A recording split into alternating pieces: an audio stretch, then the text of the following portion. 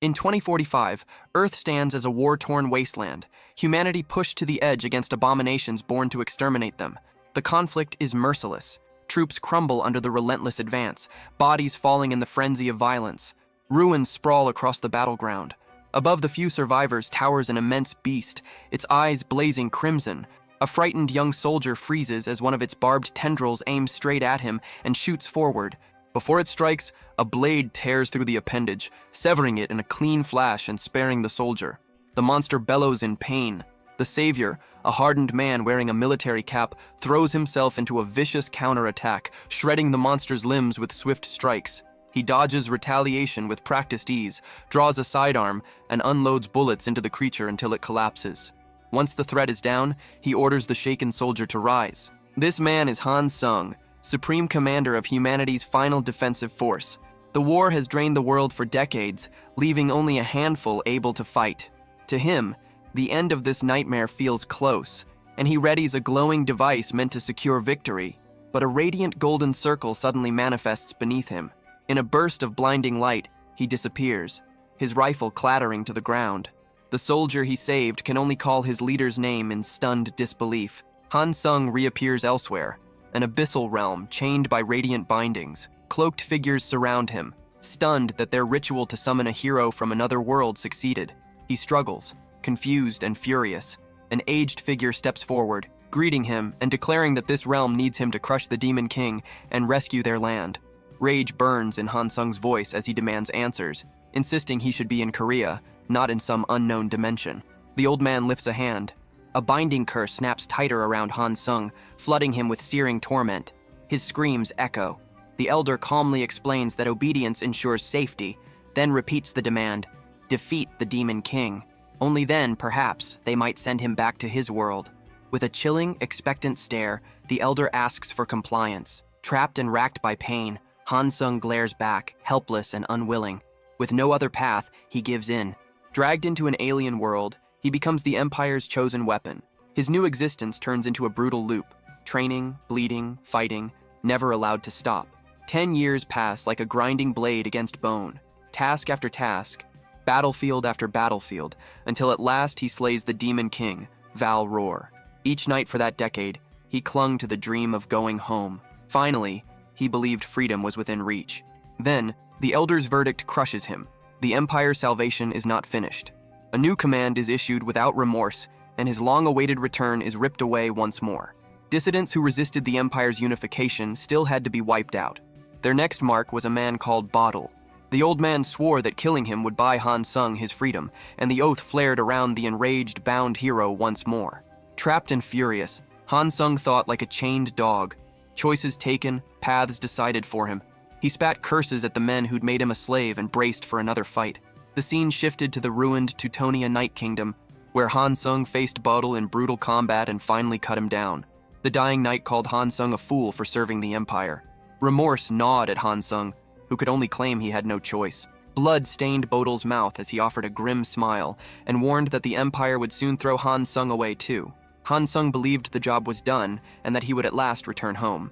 But Count Brandenburg appeared and drove a sword into Han Sung's back, coldly applauding the deed. Gasping, Han Sung recognized his betrayer. Brandenburg taunted him for acting like the Empire's hunting dog. Breathing fast, Han Sung understood the promise of freedom had been a lie.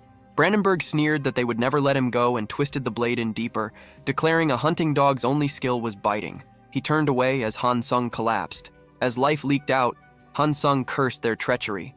With his final breath, he swore he would remember the shame and make the damned Empire pay with total ruin.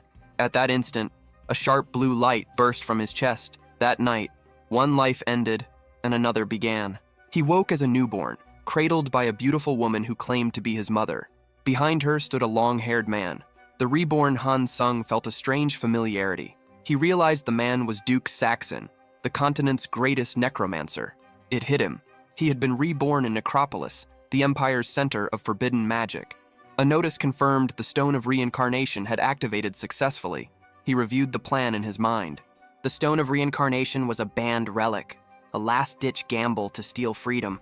The new body had been left to fate. Luck had fallen his way. He was now the firstborn of the Saxon ducal line, one of the Empire's top noble houses. A private smile formed. He'd been born with a golden spoon. That fortune only fueled his thirst for revenge. He vowed that once he grew and mastered necromancy, he would exterminate every last bastard in the empire who had betrayed him. For now, his new parents worried because the baby would not cry. The Duchess, arms wrapped around the infant, turns to the nanny with a worried tone, questioning the silence. The nanny, puzzled but calm, notes that his breathing is steady and there's no sign of distress. Duke Saxon mutters his unease, claiming a child who doesn't cry might be a bad sign. The nanny brushes off the concern, then casually suggests making him cry by striking his backside. Without hesitation, she swats the newborn. Fury flares inside Han Sung's tiny body, yet he refuses to make a sound. Both parents watch the stubborn silence, a faint amusement in their eyes as the Duchess remarks that the baby must have inherited the Duke's iron will. She gathers the child gently, stating she will try instead. Her hand lifts, but instead of pain, he is met with a warm, soft pat. That simple touch hits him like a shock. A lifetime of bloodshed, fear, and duty rushes back. Years spent fighting, always wounded, never resting, no tenderness, no softness. He tries to remember the last time he felt something like this, and fails. This hand trembles slightly, filled with quiet affection he has not known in ages. The warmth breaks through the armor around his heart. Han Sung, who hadn't shed tears since childhood, feels the dam crack. Under his parents' stunned stares, he finally lets out a raw, loud cry, an unmistakable wail of a newborn. 8 years slip by since his rebirth as Dale Saxon. In their chamber, Duke Alan Saxon and the Duchess remark on how quickly time has passed. She notes that since age 4, Dale has rarely separated himself from his books. He smiles, and she softly suggests the boy inherited that habit from him. The Duke admits their son has a keen interest in magic, but the Duchess grows stern, reminding him of the vow never to teach Dale necromancy. Meanwhile, in the Grand Library, young Dale, vessel of Han Sung, remains buried in studies. Back in the bedroom, the Duchess relaxes as Alan assures her he hasn't forgotten his promise, adding that he has prepared a special birthday gift for Dale. Suddenly, pounding at the door breaks the moment. A frantic maid bursts in, breathless, announcing that something has happened to Dale. The couple races through the corridor, calling their son's name with panic in their voice. They burst into the study to find him collapsed, surrounded by a burst of blue mana. The Duchess drops beside him, shaking, checking for wounds. Dale, dazed but conscious, insists he's fine. Duke Saxon remains silent for a moment, shock in his eyes. His son has already unleashed such strong mana. Despite the Duchess's alarm, Dale instinctively pulls away as the Duke approaches. The father looms over him, voice heavy, asking whether he just released mana. Inside, Han Sung curses himself. Revealing power this early was a mistake. Then everything shifts.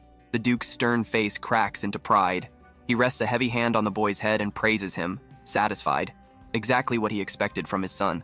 He remarks that it is unfortunate he cannot personally train Dale in necromancy. Those words send a fresh wave of anxiety through Dale. If even the strongest necromancer on the continent refuses him, how is he supposed to carry out his revenge? His mother gently pats his head and sends him back to his room. As he heads off, he hears his father call his mother Elena and mention that he has finally decided on the ideal gift for their son. Not long after, Dale's 8th birthday celebration fills the estate. Nobles from the Noir Duchy crowding the grand hall. Dale sits on the second-floor balcony, staring down at the loud, bustling guests with an exhausted expression, feeling smothered by all the attention. Warm treatment feels foreign to someone who spent a lifetime as a tool, and the kindness unsettles him more than the noise. His mind drifts to the incident 2 days earlier, the surge of mana he lost control over. He has since figured out the trigger, reading The Life of the Hero from Another World, thinking about his old life, and losing control as the flood of memories stirred his power. He refuses to abandon necromancy. Vengeance demands it. He racks his mind for ways to persuade his father, reminding himself the Duke mentioned a gift, but asking directly for forbidden lessons feels impossible.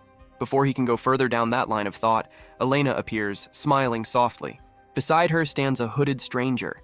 She wishes him a happy birthday. Curious, Dale glances at the concealed figure. The hood drops. An elf-like woman with brilliant blue hair and a calm smile stands before him. Elena introduces her as Sophia, an elder from the Blue Magic Tower and a master of the water element. To Dale's shock, his mother announces that Sophia will be his instructor. Sophia bows politely, and Elena gives her son a playful wink. Dale is left frozen. His gift is a blue tower mage. Water magic, defensive spells, support arts. nothing close to the destructive path he needs.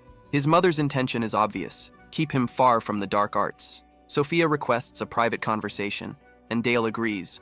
Snow crunches under their feet as they walk outside. Sophia wastes no time. She states clearly she was ordered to teach him only water magic. She studies him and notes, almost casually, that he must be disappointed. She believes he desires a different path. Dale stiffens, wondering how she pierced his intent so easily. She smiles knowingly, saying it is only natural he would crave his father's craft, necromancy. Then she mentions something else, something the Empire knows well: the conditions tied to Duke Alan Saxon's marriage. From there, she begins explaining the origin of the Duke's vow. She recounts how, when Alan sought to marry Lady Elena, she feared his grim reputation. To win Elena's hand, Duke Alan swore never to pass his forbidden craft to any child they had. Sophia recalls the wedding clearly. Elders of the Noir Magic Tower dressed in white, sealing that vow as a sacred pact. Because of that promise, she explains, diving straight into dark magic will not be easy for Dale. Yet she leaves a door open, saying she will eventually find a way to sway Lady Elena. With a subtle, knowing smile, she asks if he is willing to follow her lead. Dale stays guarded. He questions her intentions, noting that as an elf, she should despise necromancy. Sophia finds the remark entertaining. To challenge his assumption, she points to priests who revive the dying through holy blessings. She asks whether he believes that is truly nature's will, conjuring an image of divine resurrection. To her, both acts, light revival and dark reanimation, belong to the same spectrum. Her perspective surprises Dale. Most elves recoil at darkness, yet she treats necromancy like another tool. He realizes she might actually be someone worth learning from. With that settled, she declares Lesson 1 begins now. Since he already possesses part of a mana circle, she assigns his first task: expand it into a full circle. Dale's chest tightens with excitement. This step forms the backbone of spellcraft. To him, this marks the true start of getting strong enough to take revenge. Sophia instructs him to place his hand over his heart and focus. He closes his eyes, a blue sheen swirling around him. This world is overflowing with mana. Without control, it overwhelms and destroys. To handle it, any living being needs a filter, a mana heart circle. The method is simple but grueling. Draw in stray mana pieces, gather them near the heart, bind them, and force them to spin in steady flow. Dale locks onto the idea instantly. He imagines it just as Sophia described: mana fragments pulling together, joining, spinning, until a brilliant blue circle forms, humming with energy. Still unaware of how fast he's progressed, Sophia calmly continues, urging patience. She says rotating mana usually takes a month, so he must not push too fast. Dale raises his hand and streams of blue mana move smoothly between his fingers. Calm, controlled, obedient. He states plainly that he already finished. Sophia freezes, eyes wide, stunned speechless by something she has never witnessed. He formed a complete circle in mere moments, before training even truly began. Watching the crackling aura around him, she questions whether this child is a natural prodigy. Still reeling, she tests him further and instructs him to try releasing mana through the newly formed circle. Dale agrees without hesitation. As he gathers mana, Hansung's mind drifts between timelines, comparing the weak, branded magic carved into his flesh in his old life to the natural flow he commands now. Back then, all he had were destructive runes etched into his body, crude tools that never gave him the power he needed for vengeance. This life is different. Born with the Saxon bloodline, his body absorbs mana as if it belongs there. He becomes convinced that mastering water magic is only the beginning. He can reach beyond it, into every element if needed. He concentrates, pulling mana from his core down to his fingertips. A glowing circle materializes, and the energy hardens into a sharp crystalline missile. Inside, he swears this is only the first blade he will one day drive into the Empire's heart. A flawless ice bolt forms. Sophia watches, stunned. Where beginners normally lose control the moment mana leaves the body, Dale compresses it perfectly, stabilizing it into solid ice. He calmly mentions that because he focused on shaping the spell, its power might not be optimal. Then he fires. The bolt tears through the clearing and smashes into a massive tree, exploding it into frozen shards. Sophia's breath catches. The shot did not just hit, it pierced, split, and obliterated solid wood with frightening precision. No ordinary child could do this. Dale turns to her with an innocent smile, and she is hit with a chilling realization. What exactly is this boy? She kneels to inspect the shattered trunk, frost clinging to the surface. She had expected a clumsy blast of raw mana, not a refined spell that instinctively drew cold from the surroundings and merged it seamlessly into ice magic. It is basic magic in theory, but executed with impossible mastery. When Dale shyly asks if he did something wrong, she keeps smiling, though her mind spins. The formula he used was too perfect. Rotation, acceleration, compression, layered in the exact ratios required for lethal combat spells. Military-grade technique. The golden ratio, a core system only advanced battle mages use, woven effortlessly into a child's first spell. He calls her name again, pretending to worry, but she brushes it off. Inside, she finally understands why Lord Noir regretted being unable to train him. This child didn't just cast a spell, he demonstrated pure killing talent. Later, Sophia delivers her report to Duke Alan Saxon. He stiffens, confused as to why she implies she cannot teach Dale. To him, talent like his son's must be guided, not avoided. If the boy formed a first circle in mere minutes, then she should absolutely train him.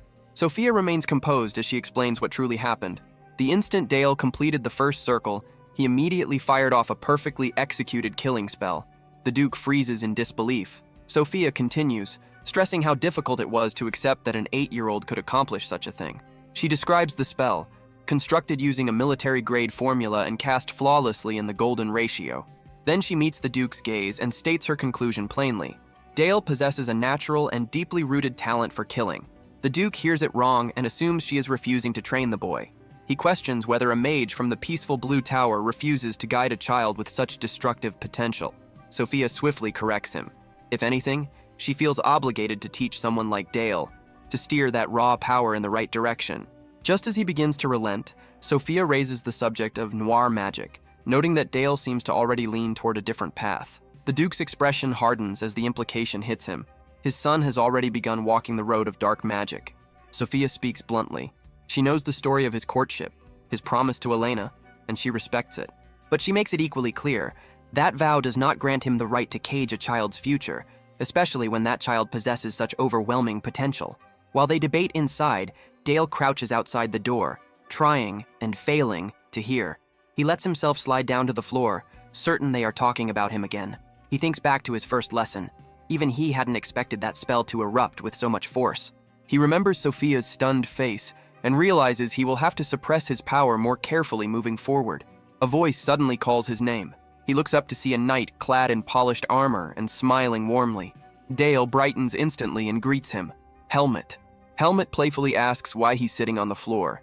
Dale teases him, asking where he has been all this time. Helmet laughs, claiming he has been busy defending the ducal house and slaying terrifying monsters, then lifts Dale into a tight hug. As he's held aloft, Dale correctly guesses that Helmet has been fighting in a dungeon. A brief sadness flickers across his face. He knows the danger his uncle faces. In this world, dungeons and monsters are relentless threats. Knights across every territory devote themselves to purging these places. But the Saxon Duchy deals with far more than any other region. The reason is tied directly to Han Sung's past life. After the hero brought down the Demon King, the Empire ordered Duke Saxon to seize the Demon King's former land, forcing him to subjugate the swarms of monsters lingering there. Dale mutters to himself, recognizing the truth with bitter clarity. In modern terms, the Empire simply dumped all the leftover problems on them. Back in the present, Dale gazes up at his uncle with sincere concern and reminds him to stay alert. Helmet looks moved, asking if the young master is truly worried. Dale brushes it off, noting only that Helmet looks healthy. The study doors open and Duke Alan Saxon steps out. Helmet drops to one knee instantly. The Duke acknowledges him and expresses appreciation for his efforts. Moments later, Duchess Elena appears, catching Dale off guard. Her face brightens and she beams at him, rushing over with excitement, thrilled about the news of his first circle breakthrough. She kneels to his height, overjoyed, and he nuzzles her cheek affectionately. The Duke offers his praise as well and, feeling generous, tells Dale to name a reward. Dale freezes. He wants nothing more than to request necromancy lessons, but that would expose too much. He scrambles for something an ordinary child might wish for. Then, with a sudden spark of innocence, he loudly declares he wants a little sister. Both parents freeze, faces turning bright red. After a painfully awkward moment, the Duke clears his throat and mutters that they will do their best. Behind them, Helmet and another knight nearly burst, trying not to laugh. Later, Dale collapses into bed, worn out. He yawns, thinking about how exhausting it is to pretend to be a carefree child. His body aches from using magic for the first time, and he drifts towards sleep. Then the nightmare hits. He is dragged back into his old life, back into betrayal. Count Brandenburg's phantom sneer appears, dripping venom as it calls him cunning and mocks him for becoming soft. It ridicules his peaceful new life, accusing him of forgetting his oath of vengeance. The face grows darker, colder, whispering a threat. The Empire will come. They will hunt him. They will wipe him out entirely. Terror slams him awake. He jolts upright as raw mana explodes from his chest in a violent surge. Pain twists through him.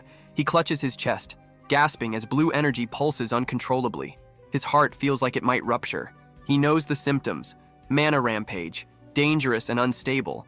Cursing the Empire, frustrated that old wounds still poison him, he staggers to his feet and bolts outside, hoping the cold night air will calm the storm burning inside him.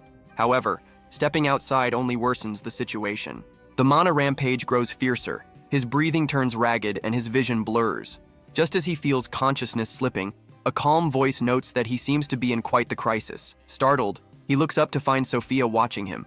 She calmly identifies the rampage and casually comments on his terrifying talent, though she also admits there is something deeply dangerous pulsing within his magic. She approaches and presses a steady hand to his chest. Her mana flows into him, cool, steady, anchoring him. As she works, she silently worries that if the malice buried inside him ever erupts fully, it will consume him, and whatever he becomes afterward will not return. Under her control, the unstable mana settles, shrinking into a small, steady orb in Dale's palms. Relief washes over him. Sophia calls his name with a firm tone. She gives him a blunt truth. His magic is not meant for building or healing. It is meant to end lives. A gift that deadly is dangerous. Then she pulls out a thick, dark tome embossed with a pentagram. She says that a talent like his is exactly why she is glad she is the one guiding him, and hands the book over. Dale stares, stunned. Shadowy energy spills from the pages, and he recognizes instantly what it is. A necromancy grimoire. Sophia smiles softly and muses that maybe fate intended her to meet him. Then she quietly wishes him another happy birthday. Overwhelmed by her acceptance and the weight of the gift, Dale throws himself into her arms, hugging her tightly. Her face softens. She pats his back and teasingly calls him clingy. A few days later, Sophia leads him out into the snowy fields for another lesson. She informs him that today's targets are rabbits. He looks confused, but she confirms it and tells him to remember hunting alongside his father. Use that focus and apply it to magic. He nods, forms a circle, spots a white rabbit in the snow, and fires. The icy projectile slams through the creature, ending it instantly. Sophia watches with detached calm. Even after taking life, his hands remain still. No tremor, no hesitation, no guilt. She calls to him and begins teaching again, explaining that even when two mages cast the same spell, the outcome differs. She asks why. He answers honestly, he doesn't know. Sophia smiles and reveals the reason. Magic reflects the caster's mind. It is the outward shape of whatever sits inside a mage's heart, pulled into the world through mana.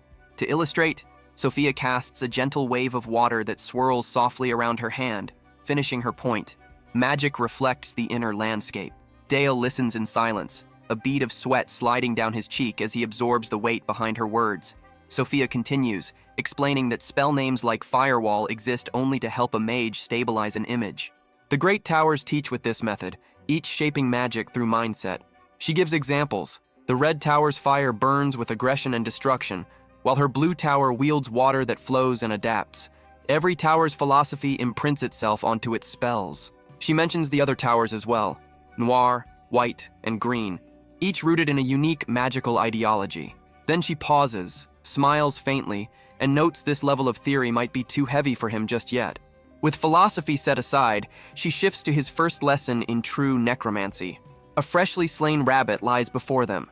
The most basic act, resurrection into undeath. Dale extends his hand. Dark mana streams out in thin tendrils, threading into the rabbit's body. He binds mana to spine, head, knees, key joints precise and practiced, and forces the corpse upright. The rabbit opens glowing red eyes. Sophia recognizes success and praises him. She asks if he's prepared for the next step. He responds without hesitation. This time, he must cast frozen armor on his new undead servant. He gathers mana, crackling blue aura swirling around him, and releases it. Ice erupts sharply over the rabbit's body, forming jagged crystalline plating. Sophia examines the result, noting its solid form and correct structure. She warns she will test it. A sharp ice bolt of her own tears across the snow and slams into the rabbit. The armor fractures at the strike point, but holds. The creature survives. Dale beams, thrilled at his success, exclaiming that he blocked his teacher's attack. Sophia nods in acknowledgement. Seeing his bright, hopeful expression, she asks if he wants something. He nods eagerly, and brimming with determination requests to be taught not only necromancy, but also proper mastery over his water magic. Sophia's expression barely shifts. She gives him a thin, unreadable smile, and answers with a single word, no. He freezes, stunned into silence. Sophia elaborates her reasoning. She notes that what he cast was still only a basic-level water spell. Water magic, she explains, demands depth. True growth comes from understanding its nature, not just shaping ice. For most mages, mastering even one attribute is already daunting.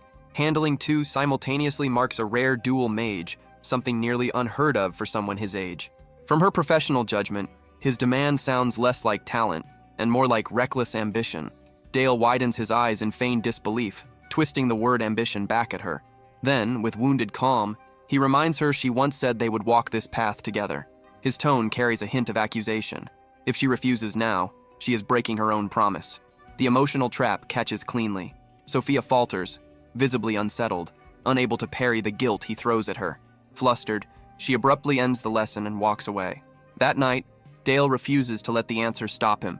He heads to the grand study, arms full of thick tomes. Determination burns in his eyes. If she won't teach him, he'll master both arts alone. He vows to prove himself so thoroughly that Sophia will have no option but to guide him in both water magic and necromancy. Dark violet mana erupts around him, swirling as it lifts both him and the books into the air.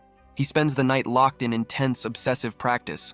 By morning, someone calls his name again and again. He opens his eyes to see Sophia standing in the snowy field, brows knit with concern. She points out his exhausted face. Dale puts on a cheerful mask, claiming he stayed up preparing something for her. She softly warns him not to strain himself, but he just smiles and insists he is ready. To prove it, he summons a dark magic circle and directs it toward the armored zombie rabbit. Sophia watches, impressed already. He mastered the fundamentals in one night. But Dale isn't done. The rabbit's frozen armor suddenly fractures, glowing brightly before detonating outward. Shards of sharpened ice launch in every direction. Sophia's eyes widen. An ice explosion spell. Advanced, dangerous. Then her shock deepens. The undead rabbit gathers a pulsing orb of dark energy between its paws. It fires. The blast detonates, and the shockwave drives the ice shards into a second explosive spread, an advanced chained spell sequence. Two-layer detonation, piercing shrapnel, a killing technique. Sophia has no choice. She instantly conjures a hexagonal barrier to protect herself from the lethal barrage. As the debris settles, Sophia remains frozen in disbelief, her barrier still faintly glowing around her. Dale speaks evenly, explaining he fused two distinct spells, corpse explosion and ice explosion, merging dark and water attributes into one attack. To demonstrate, he raises one hand, forming a smooth orb of water, and in the other, conjures twisting dark energy.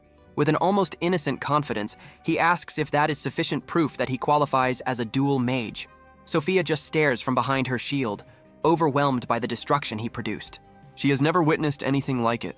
A corpse explosion to maximize area damage, combined with frozen armor used as shrapnel, blasting ice and bone outward like blades. When the force of what just happened sinks in, she kneels in the snow, picking up razor-sharp shards of ice. This magic is not creative or artistic. It is built purely to kill, polished, efficient, merciless, the kind of technique forged by someone who lived and bled on real battlefields. She finds herself wondering what kind of brutal inner world a child must carry to produce spells like this. While she is lost in analysis, Dale's expression shifts, shock, then joy. He calls out excitedly as Helmet rides in, leading armored knights across the snow. Helmet greets Dale and Sophia warmly. Dale eagerly asks whether he has just returned from clearing a dungeon. Helmet confirms, saying his unit handled a pack of monsters.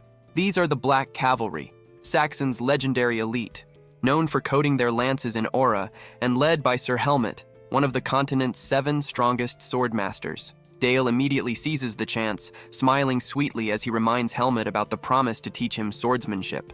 Helmet laughs, assures him he hasn't forgotten, and rides off with his men, telling Dale not to freeze outside. Once they depart, Sophia says they should head back. Dale nods respectfully, calling her his master. That night, Sophia meets with Duke Alan and Duchess Elena. She delivers her report calmly.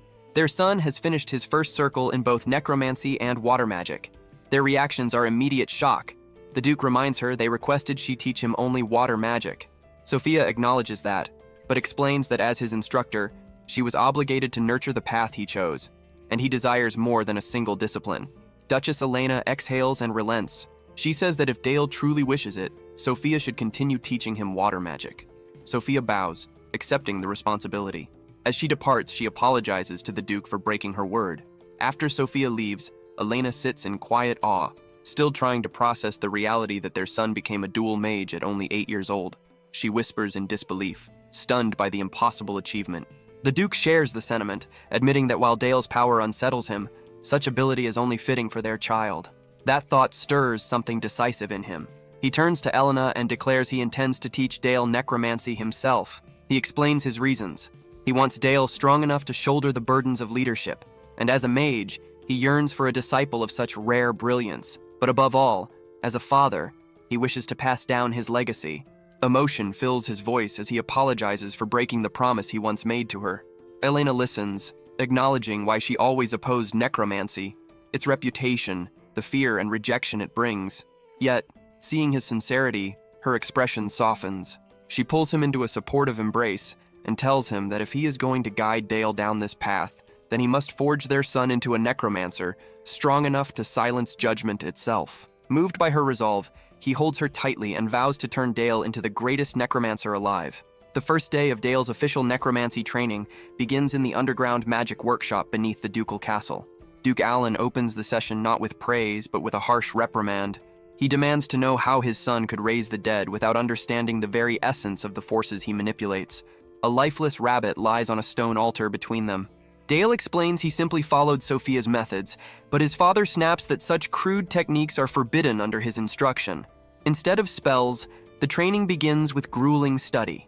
Dale is sat before a desk, stacked with thick tomes, and ordered to memorize every skeletal and muscular system of living beings. Hours later, he has flawlessly learned every diagram, muscle, and bone described in the texts. Satisfied, Duke Alan hands him a heavy new book and announces that foundational study is complete. Now they proceed to practice. Dale's eyes widen when he sees the practice subject, a goblin corpse laid out for animation. The Duke smirks at his reaction. He explains the difference between amateurs and true necromancers. A novice can only make even the body of a master swordsman stumble like a zombie, but a true necromancer can turn a mere foot soldier into a death knight.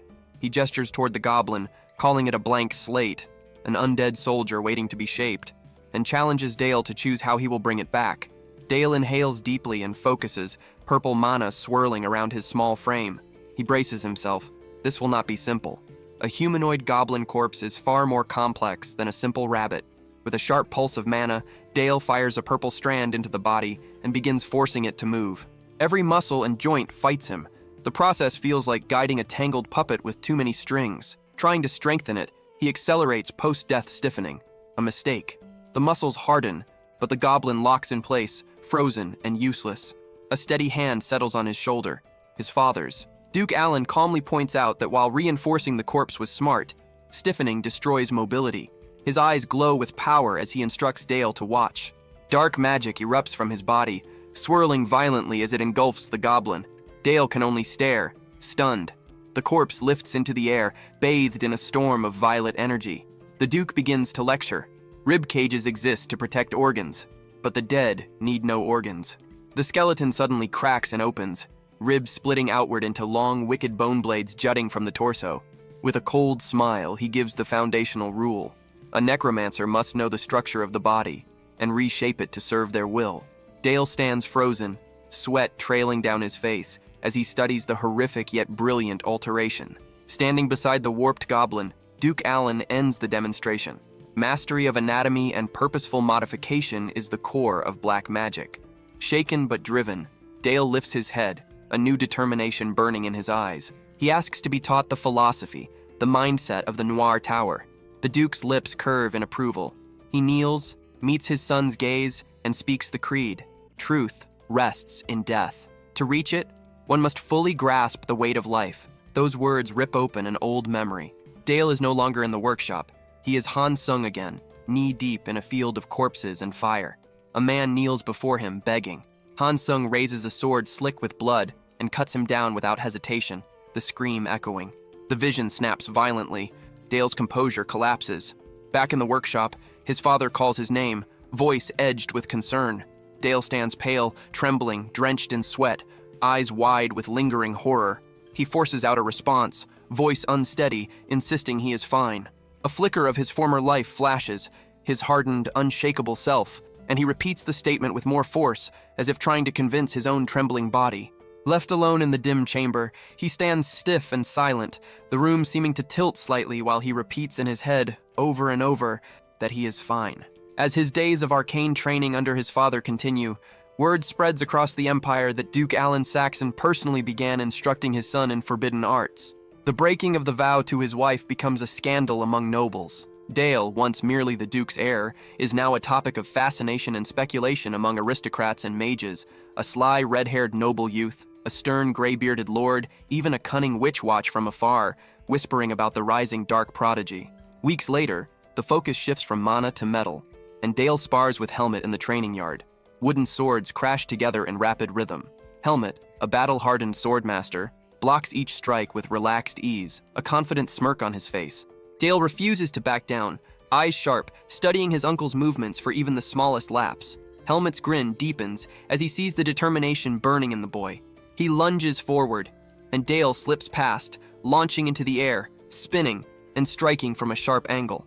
Helmet's expression breaks, pure surprise, just before the wooden sword is knocked clean from his hand.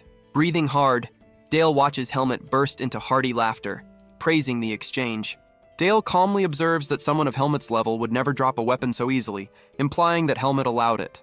Helmet denies it with a straight face, claiming genuine surprise, adding that Dale used killing techniques, moves that would have ended a normal opponent. The swordmaster shakes his head with a sigh, saying it almost feels tragic that such sword talent is tied to a mage's path. He tells Dale there is no need to push himself this hard. Mages always have knights to protect them. Concern settling in his voice as he asks why Dale strains himself to the point of injury. He kneels and carefully checks Dale's wrapped hands, urging him not to drive himself to harm. Dale looks down at his bruised palms and replies firmly that he has his reasons.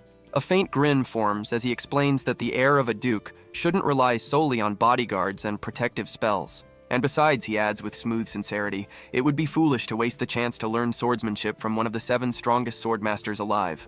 Helmet bursts into roaring laughter, declaring the answer perfect, and saying that if he had a son like Dale, he would die with no regrets.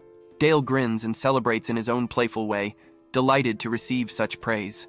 But the light-hearted moment ends when Duchess Elena arrives, noting the lively mood between nephew and uncle. Dale greets her cheerfully and asks why she came.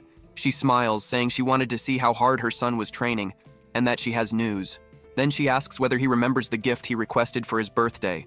Dale pauses, thinking. Then the memory crashes in. That impulsive request. A little sister. His parents stunned, red-faced, speechless. His eyes widen in realization. Elena, glowing with warmth, rests a hand on her stomach and announces her pregnancy. She tells him he'll be an older brother soon and must protect the little one. Shock melts into pure happiness. Dale eagerly promises he will take great care of his sibling. 10 months later, in a beautifully decorated room, the Saxon family gathers around the newest addition. Dale leans over the bed, utterly absorbed by the tiny baby girl. Elena teases him, asking if she is that fascinating, and he nods sincerely. He reaches out, gently brushing her cheek, still stunned that she is real. He thinks she is unbelievably adorable. Seeing the awe in his eyes, Duke Alan asks if he wants to hold her. Dale freezes, flustered, but Elena softly places the swaddled baby in his arms. He steadies himself, surprised it isn't as difficult as he imagined. The Duke remarks that the child looks just like him. Elena notes that the baby cries whenever she holds her, but never once in Dale's arms, almost as if she feels happiest with him. Dale gazes down at his sister with gentle affection, but when his father asks how he feels, his face grows serious. He says she feels light like a feather, yet also incredibly heavy. Alan's expression softens. He tells Dale that he is feeling the weight of life, resting a hand on his son's shoulder and urging him to remember it always. Elena's cheerful voice breaks the quiet moment, reminding Dale that he has lessons and Sophia is surely waiting. Snow blankets the forest as Sophia waits patiently. When Dale arrives, she informs him that today's training will be real combat. He asks, a bit nervous, if he is really allowed to go all out against her. Sophia answers without hesitation. He is to attack with everything he has.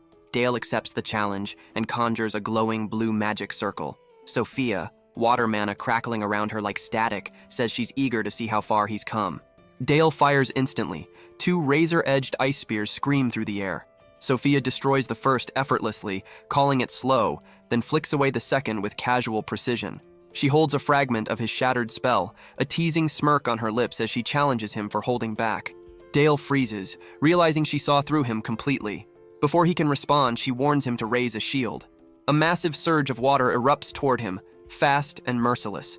His eyes widen, panic flaring, but he reacts in time, forming an ice gauntlet that meets the impact. The explosion of magic rattles the clearing. The icy armor on his arm shatters, and he inhales sharply. If he hadn't blocked it, he might not be standing. Sophia smiles in approval, remarking on how quickly he shaped the spell. Dale steadies himself, refusing to retreat. Sophia tells him to attack again. Dale drops low, placing both hands on the snow, mana surging outward. The ground erupts. A towering wall of reinforced ice rises like a glacier between them. Sophia stops short, surprised. Why form a wall now? She notes the density is astonishing, picked clean of impurities and hardened through elevated mana compression. She touches the surface, confused by his timing. Was he stalling? Resting? Then she notices it. Mana flowing wrong, pulsing violently. She sees the layered hexagonal matrix, the frostburst structure, the fragmentation lines. A detonation spell. Behind the wall, Dale whispers one word with burning focus. Detonate. The world erupts. A blinding blast of ice and blue light engulfs the clearing, shockwaves tearing snow from the ground. Sophia disappears in the explosion. When silence falls, Dale stands proudly amid the frozen wreckage. He calmly explains his spell. A reinforced ice wall, particles condensed and compressed into a volatile core, then detonated like an arcane grenade. He thinks to himself that dodging it would have been nearly impossible even for her. But as the haze clears, triumph drains from his face, replaced by dread. He spots what looks like Sophia, completely encased in ice. Panic hits him, and he shouts her name. But the real Sophia suddenly stands at his side, asking calmly if he called her. Dale jolts, realizing the frozen figure was merely an illusion. Sophia dissolves the decoy and complements his spell. Touching a thin cut on her cheek, she comments in disbelief that a First Circle mage managed to land a strike on an elder of the tower. Dale immediately apologizes, insisting he never intended to harm her. To his confusion, she thanks him for it. The wound means he trusted her enough to go all out, and as his instructor, that fills her with pride. She messes up his hair affectionately and asks how he came up with such a technique. Dale answers proudly that it was possible because of her teachings. Sophia smiles at him warmly. Later, she reports to Duke Alan Saxon. He notices the cut on her face right away. Sophia admits she was careless, explaining Dale's spell was sharper than expected. The Duke's expression tightens. He says he is indebted to her. Sophia waves it off, saying, teaching someone so gifted is rewarding, not a burden. Then his tone darkens. He tells her there have been sightings of orcs crossing the mountains into Saxon lands. While the threat is minor, his true intention becomes clear. He plans to send Dale to the battlefield. Sophia is stunned, protesting immediately that Dale is nowhere near ready for real combat. The Duke cuts her off. Dale won't be thrown directly into the front line, he explains, but the duty of protecting the territory lies with House Saxon, and as heir, Dale must face that responsibility sooner or later. A powerful surge of dark aura flares around him as he speaks. Sophia recognizes he won't be persuaded and asks what he needs from her. His expression softens. He reveals his plan. Dale will be entrusted with one of the family's artifacts, and Sophia must help him master its power. Artifacts are legendary objects born with tremendous strength and a will of their own. They consume mana, or life, to function. The stronger the artifact, the more deadly the cost. Soon after, Dale walks alongside his father and Sophia down a grand corridor. The Duke explains that House Saxon has long mastered handling dangerous relics as they approach the sealed vault. He turns to his son, formally telling him that as heir, he must prepare for war. Shock flits across Dale's face, but it quickly shifts into excitement. Before opening the vault, the Duke gives one final condition. Dale must first learn to fully control the darkness of their bloodline. He swings open the doors, unveiling an immense chamber overflowing with artifacts. Dale freezes, breath caught. So many relics, each humming with lethal power. The Duke presents the Demon King's relics, treasures inherited after their ancestors seized the Demon King's land. He warns Dale to never place these in the same category as ordinary artifacts. Even from a distance, Dale can feel the crushing mana leaking from them. The Duke emphasizes how dangerous they are and commands Dale not to touch anything until he has proper control. But as he speaks, both he and Sophia realize Dale has already vanished. He turns sharply, panic rising, demanding to know where his son went. Moments earlier, Dale was already wandering deeper into the vault, searching for the right relic. Dark artifacts whisper to him as he passes. A shield promises slaughter. Rings and talismans seduce with power and ascension. They all thrum, reacting to the hatred he carries from his former life. Dale stops, lets the voices brush against him, then smirks. Too weak. Not enough for the vengeance he plans. Then he spots it. A black hooded cloak resting across a pedestal. A shadow cloak, once wielded by Duke Berta, elite commander under the Demon King. A relic infamous for giving shape to shadows themselves, turning darkness into a weapon. Without hesitation, Dale throws it around his shoulders. At that moment, Duke Alan and Sophia rush in, shouting his name in shock, but it's already too late. Dark tendrils lash out from the cloak, spiraling around Dale and yanking him into a pitch-black void. A voice booms inside the darkness, hungry, ravenous, demanding to feed. This creature is not merely shadow. Its former wielder bent the darkness itself like a living beast. To command it, the new bearer must crush the shadow spirit's will. Dale narrows his eyes with a wild grin. He understands the challenge and welcomes it. A monstrous mass of shadow crashes down, initiating the contest of souls. Outside, the cloak swallows him, forming a swirling sphere of black. Duke Alan and Sophia watch helplessly as it pulses like a beating heart. Time drags, tension twisting. The Duke's face darkens. He mutters that if this goes on too long, Dale's mind will break, and the shadow will consume him. Alarmed, Sophia asks what they can do to save him. The Duke answers they may need to rip Dale out of the artifact's grip by force. But before he can act, the sphere convulses violently. A shockwave of darkness erupts outward, and the black mass dissolves. Dale stands calmly in the center, unharmed, cloaked in shadow like it naturally belongs to him. He steps forward when his father calls, steady and composed. Sophia rushes to him, panic still in her voice, demanding to know if he's okay. Dale smiles easily, saying he's fine, that it only stung a little. Sophia stares, stunned. She can't fathom how a child endured the mental assault of a murderous artifact so casually. Having claimed his first Demon King relic, Dale turns to his father with a bright, innocent look and asks if he can try the rest. The request leaves both adults speechless. After a defeated sigh, the Duke reluctantly allows it. Overjoyed, Dale thanks him and runs off to explore the vault, a task that will consume the entire day and night. Days later, on the training grounds, Helmut stares at his nephew in disbelief, asking if the artifact he's wearing is really the shadow cloak. Dale happily confirms it. Concerned, Helmut reminds him that the cloak is notoriously brutal to control. Dale waves off the worry, saying it only feels slightly prickly. Then he jokes that maybe the cloak was simply lonely. To prove it, a tiny, sharp-toothed shadow familiar crawls out by his feet. Dale claims the cloak just wants companionship. Helmut bursts into laughter, calling Dale too kind-hearted. The little shadow creature emits an offended screech. With a smug grin, Dale thanks his uncle for the compliment, then casually stomps the creature's head into the ground. Brushing that aside, Dale tells his uncle he has a request. He wants a real sparring match as combat training. Helmut is surprised, but that shock quickly turns into pure excitement. He agrees eagerly, his aura erupting into a powerful blue blaze. The pressure hits Dale immediately. Facing one of the continent's 7 swordmasters is no small thing. Helmut notices his tension and offers reassurance. He promises to fight using only basic swordsmanship, no aura. Dale's expression tightens. Inside, he questions whether Helmut truly intends to hold back. Knights never willingly half-fight. But this time, Dale has his own plan. Shadows begin to seep up from the ground beneath him as he reveals his true purpose. He views the spar as a trial to wield the shadow cloak properly in real battle. The blades, fangs, and weapons he can forge from its shadows will decide the artifact's value, making this clash essential. Resolved, he launches his opening move, Shadow Blade Rush.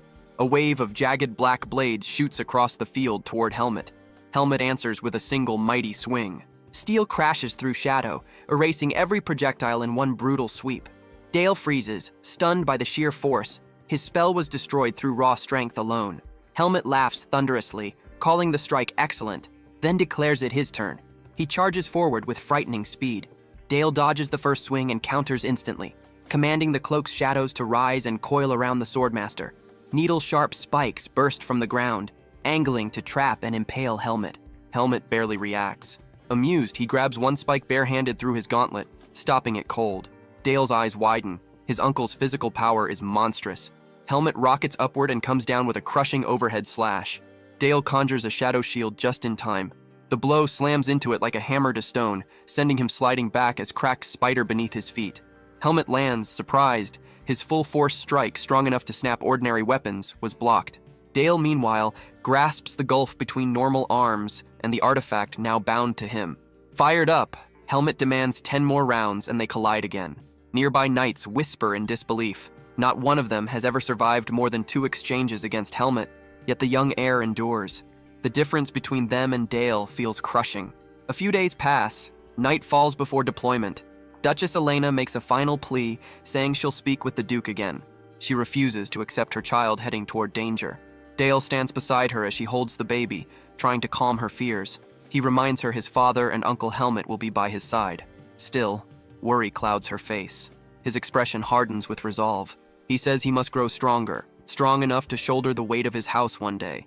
He softly pats his sleeping sister, explaining that soon he must protect not just himself, but her, and both their parents. That is why he must face this trial now. Dale lifts his gaze to his mother, eyes firm and earnest, and asks her to let him become someone capable of protecting her. Elena's tense expression eases into warmth, pride softening her fear. She yields, granting him permission. With her blessing, she sends him forward. Dale climbs onto his horse, promising he will return soon. At dawn, the temporary war camp stirs. Troops stand in formation, armor gleaming in the morning frost. Helmet reports readiness to Duke Alan Saxon. The Duke nods, then turns to Dale, and orders him to give the command to march. Dale blinks in surprise as his father declares the Black Cavalry will someday serve under him. These are his knights. A shift happens inside him. For the first time, he truly feels it. These soldiers are his, not Han Sung's, not remnants of another life. A new resolve churns in his chest. This will be his first true battle as a commander. This time, he will shape the outcome. He rides to the front. When the moment comes, he raises his fist and shouts the order. The swords of House Saxon are to advance. A thunderous roar answers him, steel raised high. They follow. The march begins. Plans are reviewed. 250 cavalry, backed by the elite Winter Wardens. Enemy force, approximately 1,000 orcs. The strategy, cross the lower river and strike by surprise. But that river is deep, vicious, fast. There's only one way across safely. A snowy mist swirls. Sophia appears, snowflakes orbiting her like quiet spirits. She steps forward and calmly creates an enormous bridge of ice, freezing the river into a glittering highway. Dale's heart lifts. His master came, despite her pacifist philosophy. She gestures to the frozen passage. The cavalry can now move. As Dale and the Duke ride across, she wishes them victory. The Duke thanks her. Dale glances back, calling out that he'll be going now. Sophia watches him go, no words left. Once he disappears into the trees, moisture gathers in her eyes. She laughs softly at herself. That boy never stops giving her reasons to worry. The battlefield. An orc encampment carved into a ravine. The first strike begins. From the cliffs above, the Winter Wardens release a rain of arrows, launching the ambush. A storm of fire-tipped arrows descends, igniting the orc encampment and plunging it into screaming chaos. Flames rip across tents and bodies alike, wiping out dozens in seconds, until a massive orc survivor bellows in rage. Helmet seizes the opening and orders the cavalry forward. The Black Cavalry locks into a spear-shaped formation and thunders downhill, lances lowered to kill. From a cliff, Duke Alan, Helmet, and Dale watch the clash unfold. Helmet asks Dale for his assessment. Dale studies the charge like someone who has witnessed countless battles. With aura-enhanced lances in Kull Lance formation, the orcs will crumble. He judges the assault to be a clean, decisive strike. The Duke affirms this is the might of House Saxon's cavalry. But Helmet warns him, this is only the opening phase. Below, the surviving orcs form a shield wall. The Black Cavalry slams into them like a hammer, bodies flung and shields crushed. Helmet quickly decides to pull the units back, regroup, then rotate charges until the enemy breaks. A magic flare signals the order, and knights begin withdrawing in disciplined retreat. Confusion spreads among the orcs. As the cavalry pulls back, one isolated knight breaks formation, trying to escape, and the orcs hurl spears, skewering his horse and sending the knight crashing to the dirt. From above, Dale's face hardens. He quietly calls it an unfortunate turn.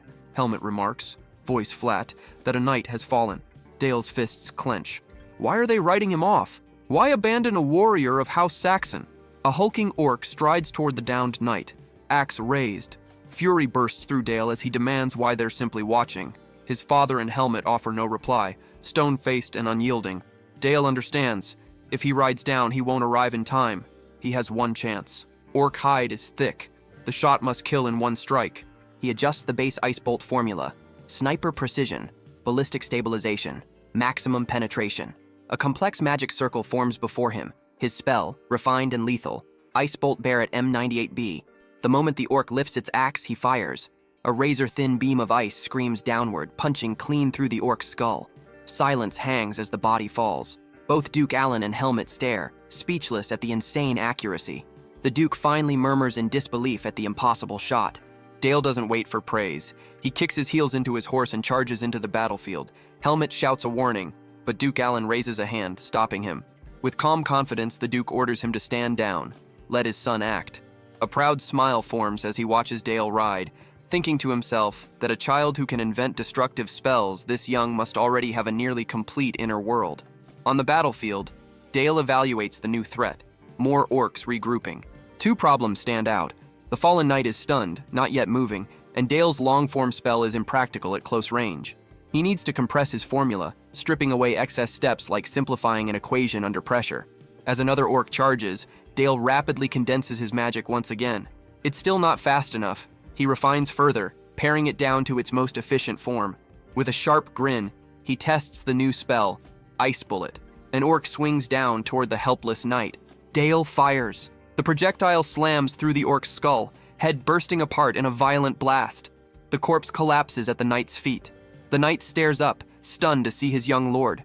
Why would the heir risk himself? Dale dismounts calmly, telling him not to worry. He smiles, promising that House Saxon never abandons one of its swords. The knight's voice trembles with emotion. Then fresh roars interrupt them. More orcs rush in. Dale lifts his hand, deep purple power flaring. He calls forth the Shadow Cloak's might, Shadow Blade. Dark tendrils erupt from the ground, tearing through the charging monsters. With a cold smirk, Dale orders the shadows to devour them. One tendril severs an orc's head. Another shadow beast bites into another body and tears it apart. The last surviving orc trembles as a massive darkness vortex appears and swallows it whole. Nothing remains but a gleaming skeleton. Dale faces the final terrified orc with an almost cheerful smile and fires another ice bullet, ending it cleanly. A streak of blood lands on his cheek. He wipes it away without flinching. Turning to the knight, he announces the fight is finished. The knight stammers his name, still paralyzed by shock. He admits his legs won't move. Dale gives a strained but friendly smile, then simply lifts the grown man into his arms with ease. With a bright grin, he declares they made it. Helmet arrives with the Black Cavalry in tow just as Dale finishes. Dale glances at his uncle and states he'll leave the rest in his hands. Helmet, inspired and fired up, orders the battalions forward again. The cavalry roars in unison and charges, their battle cry echoing loyalty not only to House Saxon, but to Dale himself. Soon after, back at the Saxon encampment, the orc extermination is officially declared a victory. Duke Allen summons Dale into the command tent. His face is stern as he demands an explanation. Why did his son ride alone into enemy lines? Why risk everything so recklessly? Dale stands confused. He saved a knight, yet he's being reprimanded. Inside the tent, the Duke presses again. Dale responds respectfully, claiming he acted as a future commander should. Those knights are the men he will one day lead. The Duke dismisses the answer as weak. Dale is stunned. He believed his father held his knights in the highest regard. Dale gathers himself and asks directly, why did his father simply watch a knight die? The Duke explains the brutal truth of their territory. Monsters attack relentlessly. Their knights cannot survive if they fight believing rescue will always come. Dale argues he had hoped his father would save a loyal soldier. The Duke cuts him down sharply.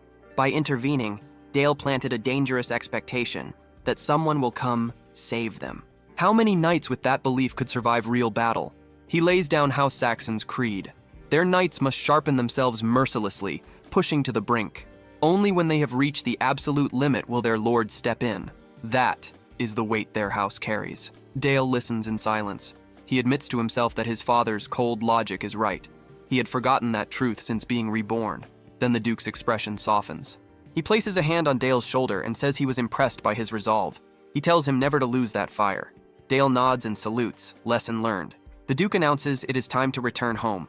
Word of Dale's rescue spreads quickly, twisting into legend. Rumors claim he single-handedly slew 1,000 orcs. Dale, mortified, can only hide his burning face, but the story ignites pride across the duchy. Days later at the training yard, Dale arrives to find a row of armored knights kneeling in his honor, saluting him with fierce respect. He flusters, insisting there's no need for such displays, but the knights stay kneeling. Helmet strides in with a broad grin, telling his nephew to stand proud. He calls to the knights, vowing they will all grow stronger for their young lord, and they roar in fierce unity. Dale can only return their devotion with an awkward, unsure smile. A maid steps forward, announcing the arrival of the Orhart guests. Helmet straightens and motions for Dale to follow. This visit is not a casual one. House Orhart, once led by the famed divine sword Bardal, belonged to the fallen Teutonia kingdom, ruined during the Empire's conquest. Dale sees Helmet's expression shift, sensing old memories stirring. Bardal had been the one to shape him as a knight. Knowing tension may follow, Dale and Helmet peek into the throne hall. Duke Alan and Duchess Elena sit in state. An announcement echoes as the Duke instructs them to escort the guests in. A veiled woman in formal dress enters with a young blonde girl. She introduces herself as Vanessa Orhart and bows deeply. She then presents her daughter, Charlotte Orhart, who glares fiercely, jaw clenched. Dale feels the air thicken. Charlotte snaps at her mother. Furious, she bowed, but Vanessa tries to hush her. Duke Alan raises a hand calmly, showing patience. He knows what House Orhart endured. To ease the moment, he asks Dale to guide Lady Charlotte around the castle. Dale bows, approaching the girl with a polite smile and extended hand. Her face twists. She smacks his hand away hard, shouting not to touch her. Shock ripples through the room.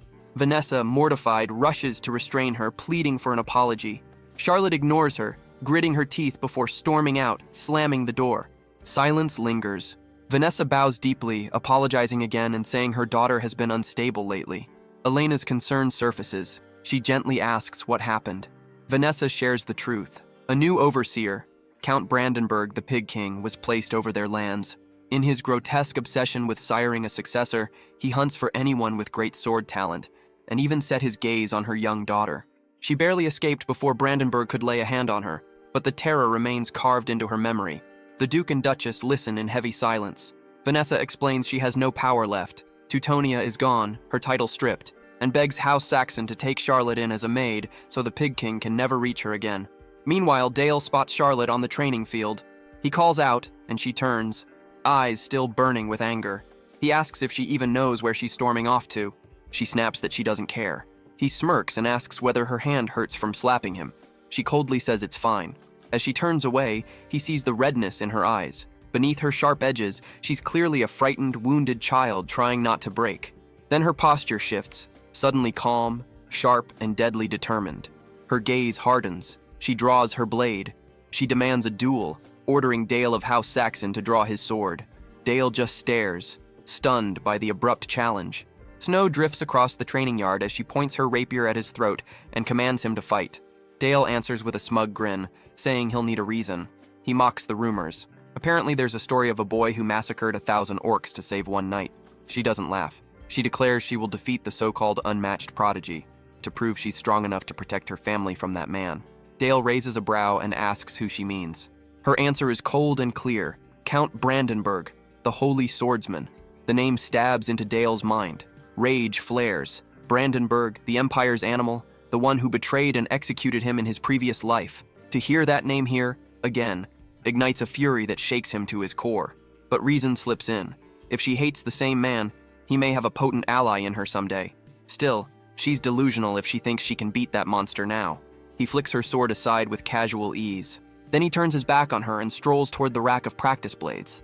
He picks up a short training sword and returns with a patronizing smile, calling her a clueless child.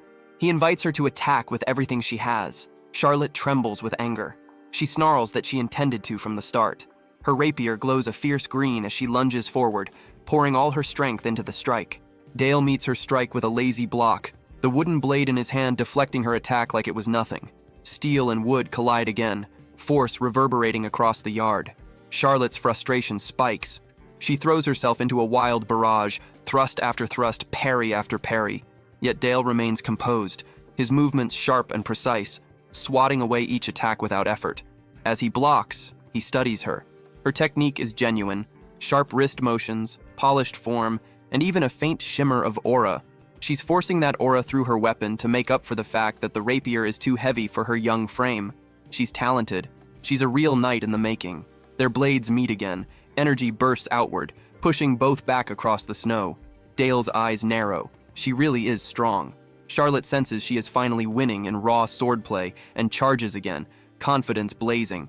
Her aura flickers bright. She lunges, convinced she has him. Her determination comes from years of burden. She never met her father, the divine sword, but she grew up hearing of his honor and strength. Her mother told her she must protect their house in his place. Even when their kingdom collapsed, she trained without rest. But fate has no sympathy. She keeps pressing, pouring everything she has into each swing, each thrust. Yet Dale deflects everyone like brushing aside falling leaves. Something is wrong. Why can't she break through? Why can he stop everything so easily? With a final desperate cry, she lunges. Dale flicks her blade aside with ridiculous ease and uses one clean counter. Her rapier goes flying. She drops to her knees in the cold snow, defeated, trembling. Her sword stands buried nearby as she whispers, gutted, asking why she can't win. Dale's answer is brutal and simple. She is not the divine sword. His voice softens. Her pride in being his daughter isn't misguided. But the truth is still the truth. As she is right now, she cannot protect anyone. Not her house, not herself, not against Count Brandenburg. That name crushes her. Her shoulders shake. She cries openly, voice cracking as she admits the truth. The holy swordsman is dozens of times stronger than she is. She lifts her wet eyes to Dale and begs to know what she's supposed to do. Dale answers, not with pity, but with resolve. He straightens, voice steady, and makes a declaration across the snow. He, Dale of House Saxon, will become the shield that guards House Orhart. Charlotte freezes, stunned. The vow knocks the words from her mouth. She doesn't understand why this boy would make such a promise. Dale lifts her rapier, holding it with quiet weight, and offers her that oath again, solemn and absolute. He pledges that until the day she becomes strong enough to slay Count Brandenburg with her own hands, he, and all of House Saxon, will stand between her and that monster. Charlotte stays kneeling, bewildered and shaken, asking why he would go that far. Dale offers her rapier back and answers without hesitation. Her sword is worth it. Then he gives his condition. She must swear to become a blade for him and for House Saxon. Charlotte wipes her eyes, breathing shakily. A faint, determined smile forms. She accepts. How could she reject such a vow? She takes her sword, kneels before him, and declares her oath. Charlotte Orhart will one day fight as a knight for House Saxon. It looks childish on the surface, two children swearing loyalty in the snow. Yet the conviction in their voices locks it as a genuine pact. Their breath hangs in the winter air as their futures shift. Later, in the Duke's office, everything is formalized. At Vanessa's request, Charlotte becomes an official maid of House Saxon. Duke Allen notices Dale's lack of resistance and raises a brow, asking what happened between them. Dale replies he made a promise and invoked House Saxon's name, swearing to protect House Orhart. The Duke's tone hardens. He demands to know whether Dale used their family name merely out of pity. Dale answers firmly, no. The Duke asks what he truly intends to gain. Dale's smile is calm and confident. Charlotte, he explains, is the last heir of the divine sword and already incredibly gifted. By binding their fates with a vow, he has secured a future asset. His goal? To forge a new divine sword, one that will serve House Saxon. The Duke is stunned at first. Then his sternness melts into pride. He praises Dale with a single word. Good. Dale feels satisfied. He has brought the divine sword's final bloodline into Saxon hands. A clean victory against that wretched Brandenburg. Elsewhere in Malberg, the capital of the fallen Teutonia, inside the fortress of Count Brandenburg, chaos erupts. Brandenburg slams a wineglass to the floor, shattering it in fury. He snarls, demanding to know how Duke Saxon dared to act first and take Charlotte. A terrified subordinate stammers apologies as the holy swordsman seethes. Brandenburg slams his fist into the desk, roaring at his men, calling them fools who couldn't even seize one child. The trembling subordinate reports they did send assassins, but every last one was killed before reaching the Saxon estate. Worse, he adds, they believe Charlotte herself cut them down.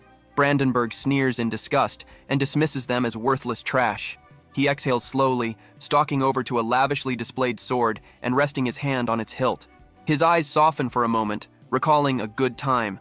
Specifically, the moment he betrayed Han Sung and plunged a blade into his back. Back in the present, He grips the holy sword Durandal and whispers if it agrees. Then his twisted grin spreads, vile and hungry. He calls Charlotte his lovely fiancée, promising his sword they will wait just a bit longer. He licks the blade, face warped with obsession, vowing he will produce the perfect heir for Durandal, no matter the cost. He turns to his subordinate and gives a new order. Contact the Thieves' Guild. Pay them whatever price they name. Send them into Saxon territory. Bring Charlotte to him. His voice drips with malice. He will have her. A week passes after Charlotte's vow. Life in House Saxon becomes her new reality. Harsh maid training during the day, and daily sparring sessions with Dale. On the training field, Helmut stands as referee. He asks if they're ready. Dale answers with confidence. Charlotte grunts, fire in her eyes. Helmut signals the start. Their blades collide immediately. Dale grins, dual short swords dancing while Charlotte meets him head-on. He blitzes forward with rapid slashes. Charlotte matches each one, blade flashing, footwork crisp. Helmut watches quietly, mind racing. These are children, yet their intent to kill feels frighteningly real. Their speed beyond ordinary trainees. The tempo rises, steel flickers, steps blur. Then Dale makes a sly move, grabbing his cloak to hide his sword angle. Charlotte reacts late, fury spiking. She thrusts, but Helmut appears in a blur, catching her wrist inches before her blade reaches Dale's face. He calmly praises them both. Charlotte scoffs at the compliment and demands to know where she's lacking. Helmut asks if she understands a rapier's core principle. She answers thrusting. Helmut answers bluntly, wrong. Its true core is footwork. He breaks down the final exchange. Dale sidestepped and closed distance. That was the moment for her to retreat and reset her line, not force a strike. She lost not in strength or spirit, but in movement. Helmut goes on, explaining that the more she stretches and retracts her arm with a rapier, the more the blade wobbles, ruining accuracy and dulling her thrust. Finally, with a hard stare, he delivers his verdict.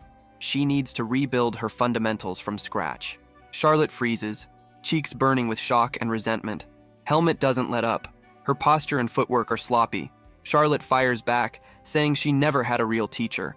Helmut replies that she does now, and he plans to fix her bizarre stance immediately. Charlotte erupts in outrage, while Dale hurriedly tries to calm her. Helmut just laughs, saying she looked adorable when angry, making her even more furious. While they argue, Dale's mind turns serious. He watches Charlotte's raw potential, knowing she'll develop frighteningly fast under a true swordmaster. If he doesn't keep advancing, she will catch up and surpass him. The scene shifts to his magic training. Constructing mana circles is normally a grueling, decades-long process, but Dale is progressing at a pace that defies belief. Sophia stares at him, incredulous, asking if he's already finished forming his second circle. He answers yes. Circle strength is measured in RPM. A normal first circle mage sits around 300 RPM. Dale's first circle runs at 2,000. His second is already spinning at 400. And with the minimum requirement for starting a third being 300, he can already move forward. Deciding to experiment, he turns to his signature spell, Ice Bullet. He reworks the formula. Tighter molecular density for weight and durability. Magical barrel projection for spin and acceleration. Once finished, he targets a tree and fires his new creation. Ice Bullet, armor-piercing round. The spell detonates across the clearing, tree, roots, and earth obliterated in a violent burst of freezing force. A crater smokes before them. Sophia stares at the destruction, stunned, trying to process what just happened. Dale quietly evaluates the result. The power boost from an additional circle is enormous. Sophia's expression softens into pride. She praises him warmly, astonished by how quickly he grasps new magic. Dale modestly credits her guidance. Her eyes soften as she studies him. She recalls him saving a knight, guiding Charlotte, and acting with restraint even when powerful. He doesn't simply grow stronger, he uses his strength with purpose. She confesses that his power unsettles her at times, yet it only deepens her trust in him. Swept by pride, Sophia suddenly wraps him in a warm embrace, declaring he truly is her most cherished student. Dale freezes, face burning red. Inside, the older mind behind his young body spirals, utterly unprepared for this kind of affection, silently cursing the awkwardness. At sunrise, Dale stands alone in the snowy courtyard, still rattled by that hug. He mutters that she startled him, and wonders if she really just sees him as a child. He forces the thought away and refocuses on training. He summons a large, jagged ice wall as a target. Then he crafts a spell variant, a shotgun-style projectile. Ice Bullet, 12-gauge 00 buckshot. He fires. The ice round bursts mid-flight into dozens of sharp shards that shred the wall. Shards ricochet back. He calmly conjures a hexagonal barrier and deflects them. Satisfied, he mentally notes to try making a slug variant next. A voice interrupts. He turns to see Charlotte emerging from the snowy tree line. She says she finally found where he's been hiding to practice. He asks whether she's been training too. She nods, saying she's been drilling the footwork Helmet showed her. He comments that she seems to love swordsmanship. She flinches in surprise, then quietly admits it's true. She fidgets, struggling to speak, then blurts out an apology for her past behavior, saying she's thought about how rude she was. Dale immediately agrees, blunt as ever. She jolts in shock, mouth hanging open. Then he grins brightly and says he'll forgive her this time. He adds she doesn't need to be so stiff around him. She exhales in relief and nods happily.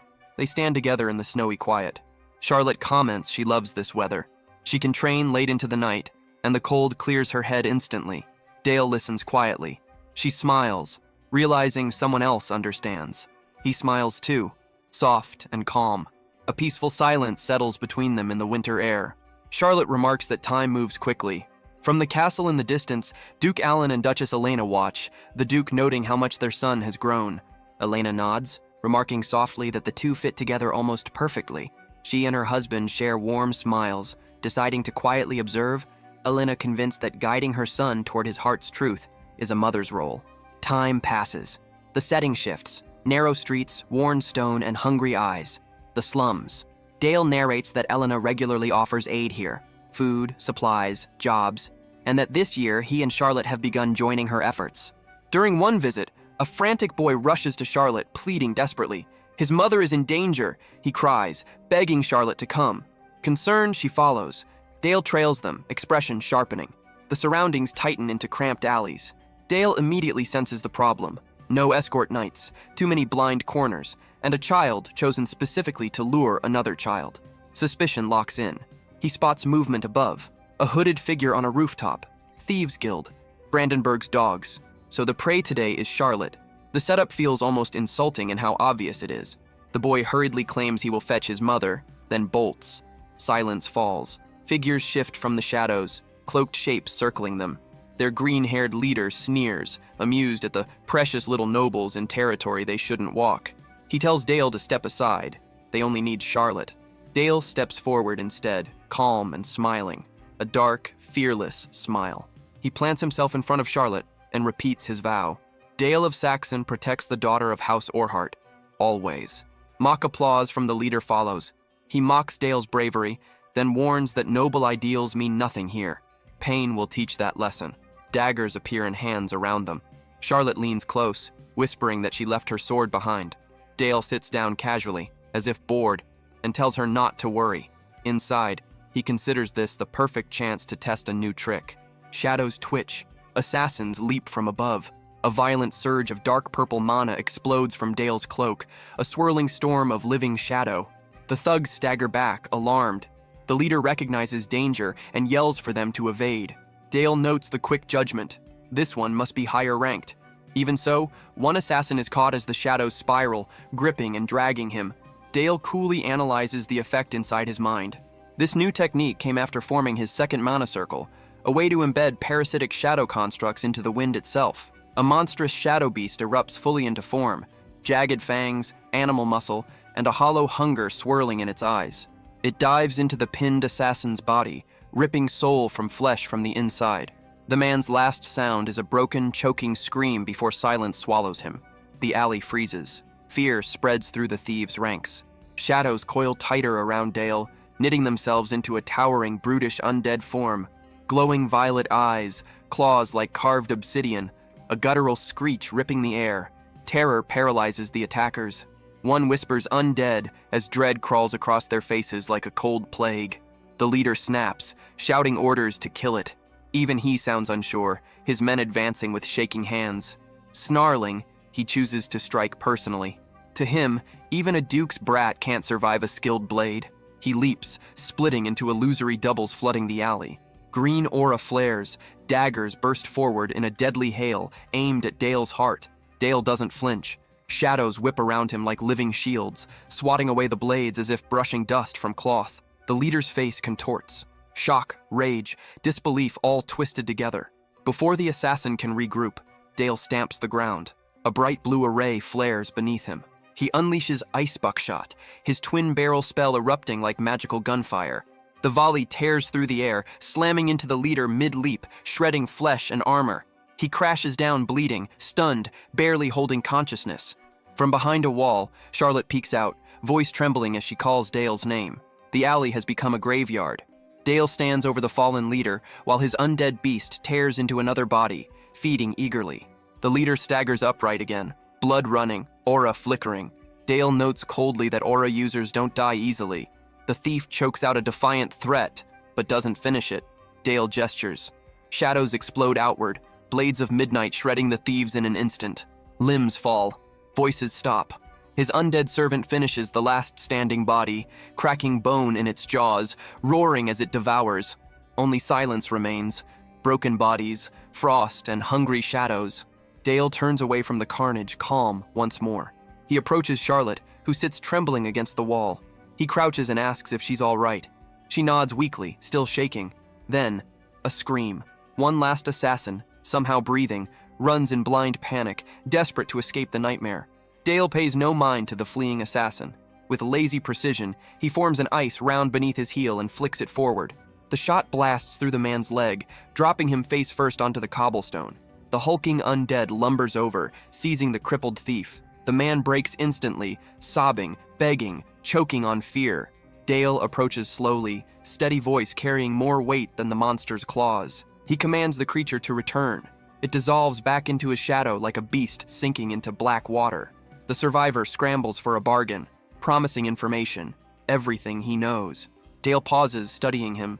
He asks if the man truly means everything. The thug nods desperately, spilling words, eager to live. Dale decides the trash before him has nothing worth hearing. He lifts a hand. A single shot. Ice shatters bone and skull. Silence. He stands over the corpse and states flatly that he wasn't interested anyway. A final blast of magic wipes away any remaining threat. Charlotte jumps at the violent finish. Dale turns to her, voice calm. He tells her this is the true face of Saxon's land. Cruel when needed, but powerful enough to guard what it claims. He asks if she fears him.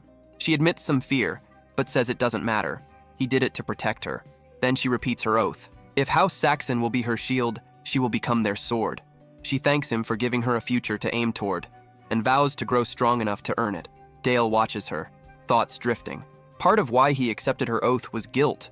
Guilt tied to Sir Battle, the knight he killed in his previous life. He realizes Charlotte's pledge carries a weight he didn't expect. Far away, Count Brandenburg rages. A letter burns in his hand. A summons to Saxon Castle to answer for the kidnapping attempt. Even the Emperor's cherished holy sword cannot ignore such an order. Days later, Brandenburg arrives. Duke Saxon sits on his throne, Dale at his side. He greets the Count formally. Brandenburg answers with false politeness, privately sneering at the children before him. The Duke speaks of the uproar in the Empire, the scandal of attempted abduction in his domain. The Count feigns outrage, wondering aloud how he, loyal sword of the Emperor, could be connected to something so disgraceful. The air shifts. Dark mana pours from Duke Saxon like a rising storm. A violent wind sweeps the hall as shadows coil and thicken. Brandenburg's knights panic, their cries swallowed as darkness devours them whole. In moments, the Holy Magdalena Order collapses, screaming into silence. Brandenburg recognizes the spell, horror dawning. Ryle's Tempest, top-tier dark magic. Duke Saxon gives a single command, kneel and remain still. Brandenburg snarls in fury, just moments before the storm closes in. He sits unfazed on his throne. The Duke answers coolly, asking if Brandenburg failed to hear the command the first time, and warning there will not be a second chance. Grinding his teeth, Brandenburg kneels. Rage simmers beneath his skin. Humiliation burns hotter than flame. He never imagined bowing like this. The Duke speaks for all to hear. The Count was summoned in the name of peace, yet should he ever lay a finger on Saxon's children again, the entire Brandenburg bloodline will be erased. His tone stays almost polite as he hopes the Count understands, then mockingly invites him to take a moment and warm himself before leaving. Brandenburg forces out a stiff reply, grateful in word only, then says he cannot remain any longer. The Duke dismisses him without interest. Dale watches quietly, realizing the blow just dealt to one of the Emperor's sacred swords will ignite turmoil across the Empire. Their role, he thinks, will be to cut off the head of the so-called Sword of Sanctity. By the time the capital learns Brandenburg knelt before the Black Duke, Duke Saxon sits in his office with teacher Sepia. He gestures to the corpses on the floor, the remains of the thieves who attacked Dale. He states plainly that Dale killed them. Sepia stares at the bodies, tension tightening her expression. She wonders aloud if her guidance warped him. The Duke insists otherwise, saying her knowledge is needed to channel Dale's potential. He offers her the role of chief advisor to House Saxon. The weight of the offer hits her. It means taking the Saxon crest as her own. He continues, Dale trusts her more than anyone, and shaping him is beyond his power alone. Sepia accepts, understanding that reading Dale's heart and motives is now her responsibility, and the fate of the realm may depend on it. Time rolls forward to Dale's 10th birthday. A glittering banquet hall shines with chandeliers and gilded banners. For the first time, nobles from the Emperor's camp attend. Among them stands Marquis Ulysses, the Crimson Lord, greeting young Lord Dale with courtly words and a practiced smile. Around them, nobles praise the feast, praising Saxon wealth. Dale quietly studies the guests. These are the Imperial Corps, the backbone of the Emperor's faction. Their presence signals a warning. The throne is watching. They will not ignore the humiliation of one of their holy swords. And the Marquis, Dale realizes, is the messenger chosen to deliver that warning. Ulysses looks him over, voice silky, remarking, "So this is the famed child of Saxon." He introduces himself as the Crimson Lord, master of the Red Magic Tower, that brutal faction that worships strength and once experimented on Dale in his past life. The Marquis continues, saying he has heard of the prodigy, the boy who supposedly saved a single knight by slaying a horde of orcs at age 9. The rumor hangs in the air, heavy, sharp, dangerous, as nobles watch, waiting to see how the young Saxon heir will answer. He offers polite thanks and hopes Marquis Ulysses enjoys the celebration. Then he turns away, already weary of the endless formal greetings. Birthdays like this always drain him. He would rather be training with Charlotte, but as an official lady in waiting, she must maintain appearances, and the daughter of the sword god cannot be seen drilling with blades in public. A sudden scream cuts through the music. A man's harsh voice follows, ordering someone to stay still. Dale heads toward the noise. He finds a weeping maid on the floor, pleading as a heavy-set man looms over her, threatening and grabbing at her while she invokes House Saxon's name for protection. The man snarls that a low-born servant has no right to say the Duke's name, bragging that touching girls is better than enduring a boring banquet, and promising to butcher her if she resists. Dale steps forward, voice ice-cold, demanding to know what the man thinks he's doing. The man, Pietro, startles, then tries to twist the situation, crudely suggesting the young heir has never tasted a woman and offering to teach him. He presses a knife to the trembling maid's neck, calling her just a servant.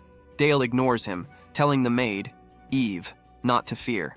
He knows that in a stratified world like this, Pietro never expects a noble to strike a visiting dignitary. That arrogance gives Dale the moment he needs. A sharp burst of ice strikes Pietro and sends him crashing to the ground.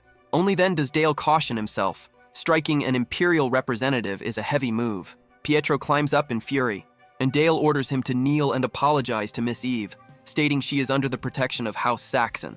Pietro sputters, claiming imperial authority, and arguing that defending a maid against him is practically treason. Dale cuts him off, voice dripping venom. "So does the Emperor enjoy assaulting other people's maids?" Pietro freezes, shocked at the accusation. Just then, Duke Saxon, Marquis Ulysses, and the nobles arrive. Ulysses studies the scene, amused, calling it an interesting sight. The Duke asks what happened. Dale answers evenly. Pietro attempted to violate a maid of House Saxon. A scoffing noble questions whether Dale would truly shame Sir Pietro over something so minor. Pietro quickly tries to seize the moment, whining to the Duke, but Dale silences him sharply, demanding to know who gave him permission to stand. Then Dale turns to address all present. Nobles of the imperial capital, he reminds them, represent the Emperor himself. So Pietro's attempt to force himself on a servant does not only disgrace House Saxon, it stains the Emperor's name. A hush falls. Marquis Ulysses breaks into laughter, applauding the logic. He declares the young lord's reasoning flawless, and mocks Pietro in front of everyone. How dare someone representing His Majesty dirty royal honor by preying on a maid? Ulysses snaps an order to his attendant, who moves on Pietro like a blade. Pietro screams for mercy as fire erupts across his body, flesh sizzling under the Crimson Lord's attack. Ulysses proclaims the young lord's logic flawless, declaring it the Empire's duty to incinerate vermin who sully imperial honor. With a final, lofty nod to Dale's future, the Marquis closes the scene. When the Imperial retinue finally departs, calm returns to Saxon Castle. The next morning, Maid Eve wakes the young lord. Dale thanks her, sensing her hesitation. She shyly admits she is proud to serve him. He notes the awkward deference. He has lived in this world long enough to know what the Saxon name carries, and steels himself to use every tool at his disposal against the Empire. Later, the Duke summons him to the study, remarking that Dale's recent behavior has been unusual.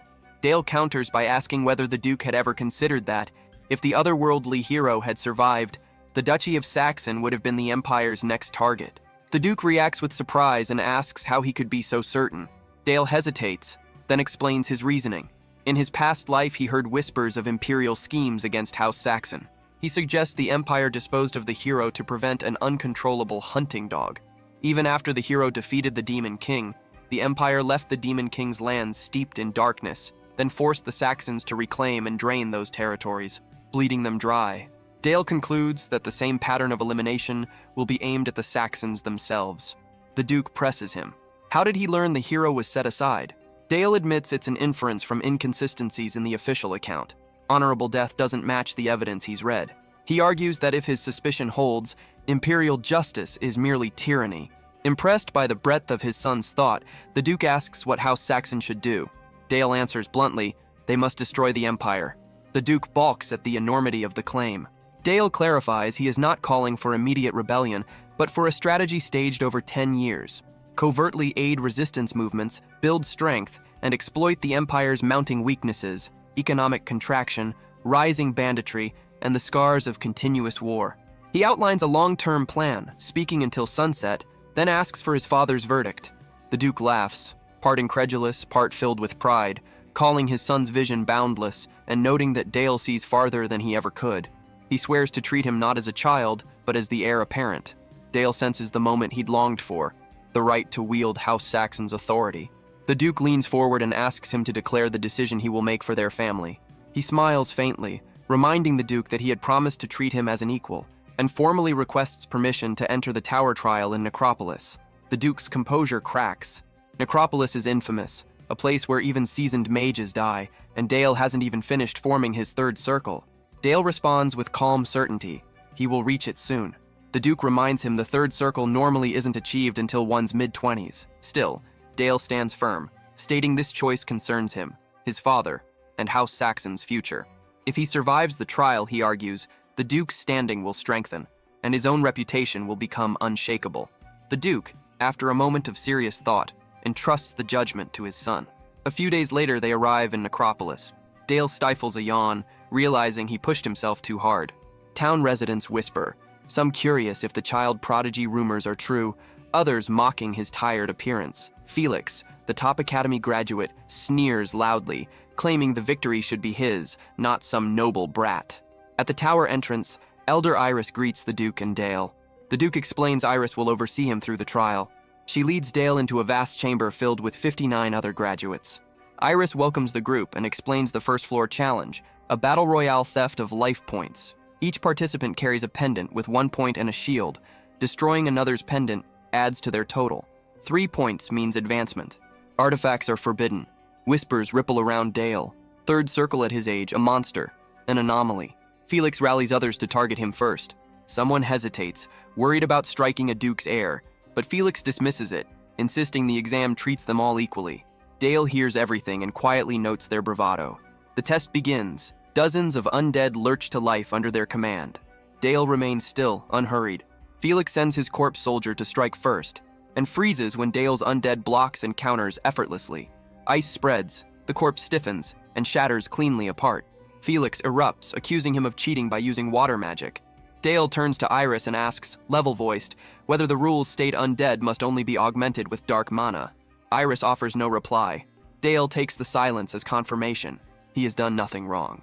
Felix commands his allies to restrain Dale's ice-reinforced corpse while they strike Dale directly.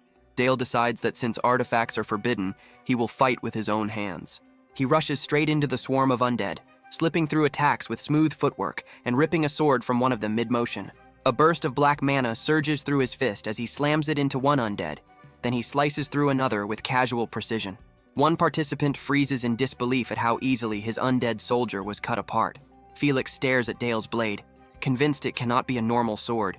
Iris quietly notes that Dale altered the bone structure inside the corpse blade, boosting its hardness. Dale leaps high, bringing his modified sword down in a brutal overhead strike that shatters another undead. Felix's face drains. His entire force is gone. He cannot accept that a mage is outclassing him with pure sword skill. Dale marches toward the trembling Felix. Felix collapses, begging for mercy. Dale mocks him, reminding him the pendant will keep him from dying anyway. He swings at Felix's head, breaking the pendant and dropping Felix in defeat. Felix calls him a monster as the shard hits the floor. Iris announces Dale as the sole victor, holding all 60 life points. Dale views this place as his first foothold. On the second floor, he faces a flesh golem. Normally, survivors band together here, but he eliminated everyone, so he advances alone. All magic is permitted. He sees this as the perfect moment to complete the third circle and test his limits. The golem lunges. Dale slips past and tears through its arm. He grins and casts a new spell, Accelerated Decay. The massive body rots, collapsing under its own dissolving tissue. Iris watches, recognizing the spell as something unfamiliar. She questions why he chooses corruption over destruction. Dale recalls how biochemical tactics dominated war in his past life and realizes he is now channeling that terror through dark magic. He clears the floor, breaks records, reaches the 10th level, and earns a 4-day rest. The other 59 are granted a rare retest. That night, he stands alone at a fountain. Sepia appears and congratulates him for his performance. He thanks her, crediting her guidance. Then he unexpectedly asks her to accompany him to a festival. She accepts, assuming it is innocent. They walk through the Necropolis festival under moonlight. Dale notes the beauty of the night sky and tries awkwardly to maintain conversation. Still, silence with her never felt heavy. She always trusted him, and because of that, he wanted to stand closer to her than anyone else. He recalls reaching the third circle, stepping into the mind realm. To break through, he triggered mana overflow. Inside that empty mental world, there was nothing, until Sepia's presence reached toward him. She alone illuminated the void. Watching her beside him now, he realizes that is why he wants her. Without hesitation, he tells her he loves her. She freezes, stunned, asking him to repeat it. He restates it. She hugs him gently, saying she is also very fond of him. Days later, on the morning of the 11th floor trial, Dale notes nothing has changed between them. He assumes she must think it was only childish admiration. With that idea pushed aside, he locked his mind on the challenge ahead. Eris laid out the rules, a single magical duel, 1 against 1, with the victor earning passage to the 12th floor. Dale stood opposite Elbert Rosenheim, a third circle master who made it clear through his actions and attitude that mercy would not be given just because Dale was young. Dale quickly assessed the situation. On this floor, his magic was no longer held back.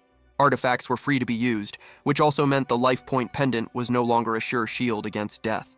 Elbert gathered his mana, fully intending to prove the difference between them. He launched a rain of dark arrows, each one flying straight toward Dale with deadly aim, meant to crush the confidence of a reckless child. Dale showed no panic. He slipped past the attacks with smooth movements, realizing that Elbert had started too early. Still, no one interfered. Those watching wanted to see what Dale could really do.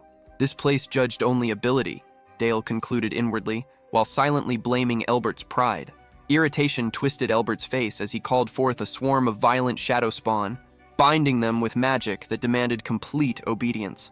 Dale observed the display with clear disinterest. It felt excessive, though he admitted that Elbert's control was beyond that of the weaker opponents he had beaten before. The undead rushed him, but Dale avoided them with ease. Each failure only deepened Elbert's frustration. Elbert grew desperate, convinced that dodging alone could not bring victory, and forced one of his creations into a self-destructive attack, certain the end was near. Then Dale disappeared. Elbert turned in confusion, unable to track where or when it happened. Before he could react, Dale emerged at his back, calm and mocking in posture. Dale revealed a spectral state drawn from the cloak of shadows, making it clear that the real fight had only begun. Around him, nearby shadow beings awakened, stirred by hunger and movement.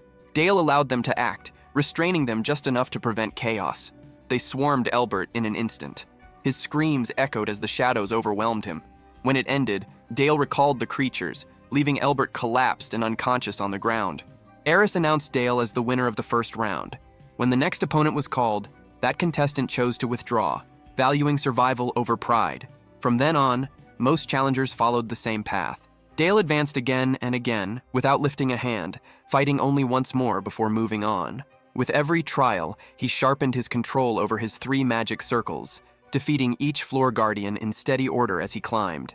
Upon reaching the 20th floor, a true threat finally appeared. The Headless Knight stepped forth, a guardian personally crafted by an elder of the Black Tower.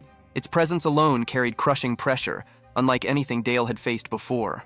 Whispers spread among the observers. Even for someone as gifted as Dale, this foe looked like a real wall. Dale simply gave a faint smile. In his mind, an easy path would only have been boring. The battle began, and the crowd fell into shocked silence. In an abrupt reversal, the Headless Knight dropped to its knees before Dale. Without raising his voice or showing emotion, Dale ordered its end. The Guardian responded at once, turning its own weapon on itself and driving it through its chest, collapsing into ruin.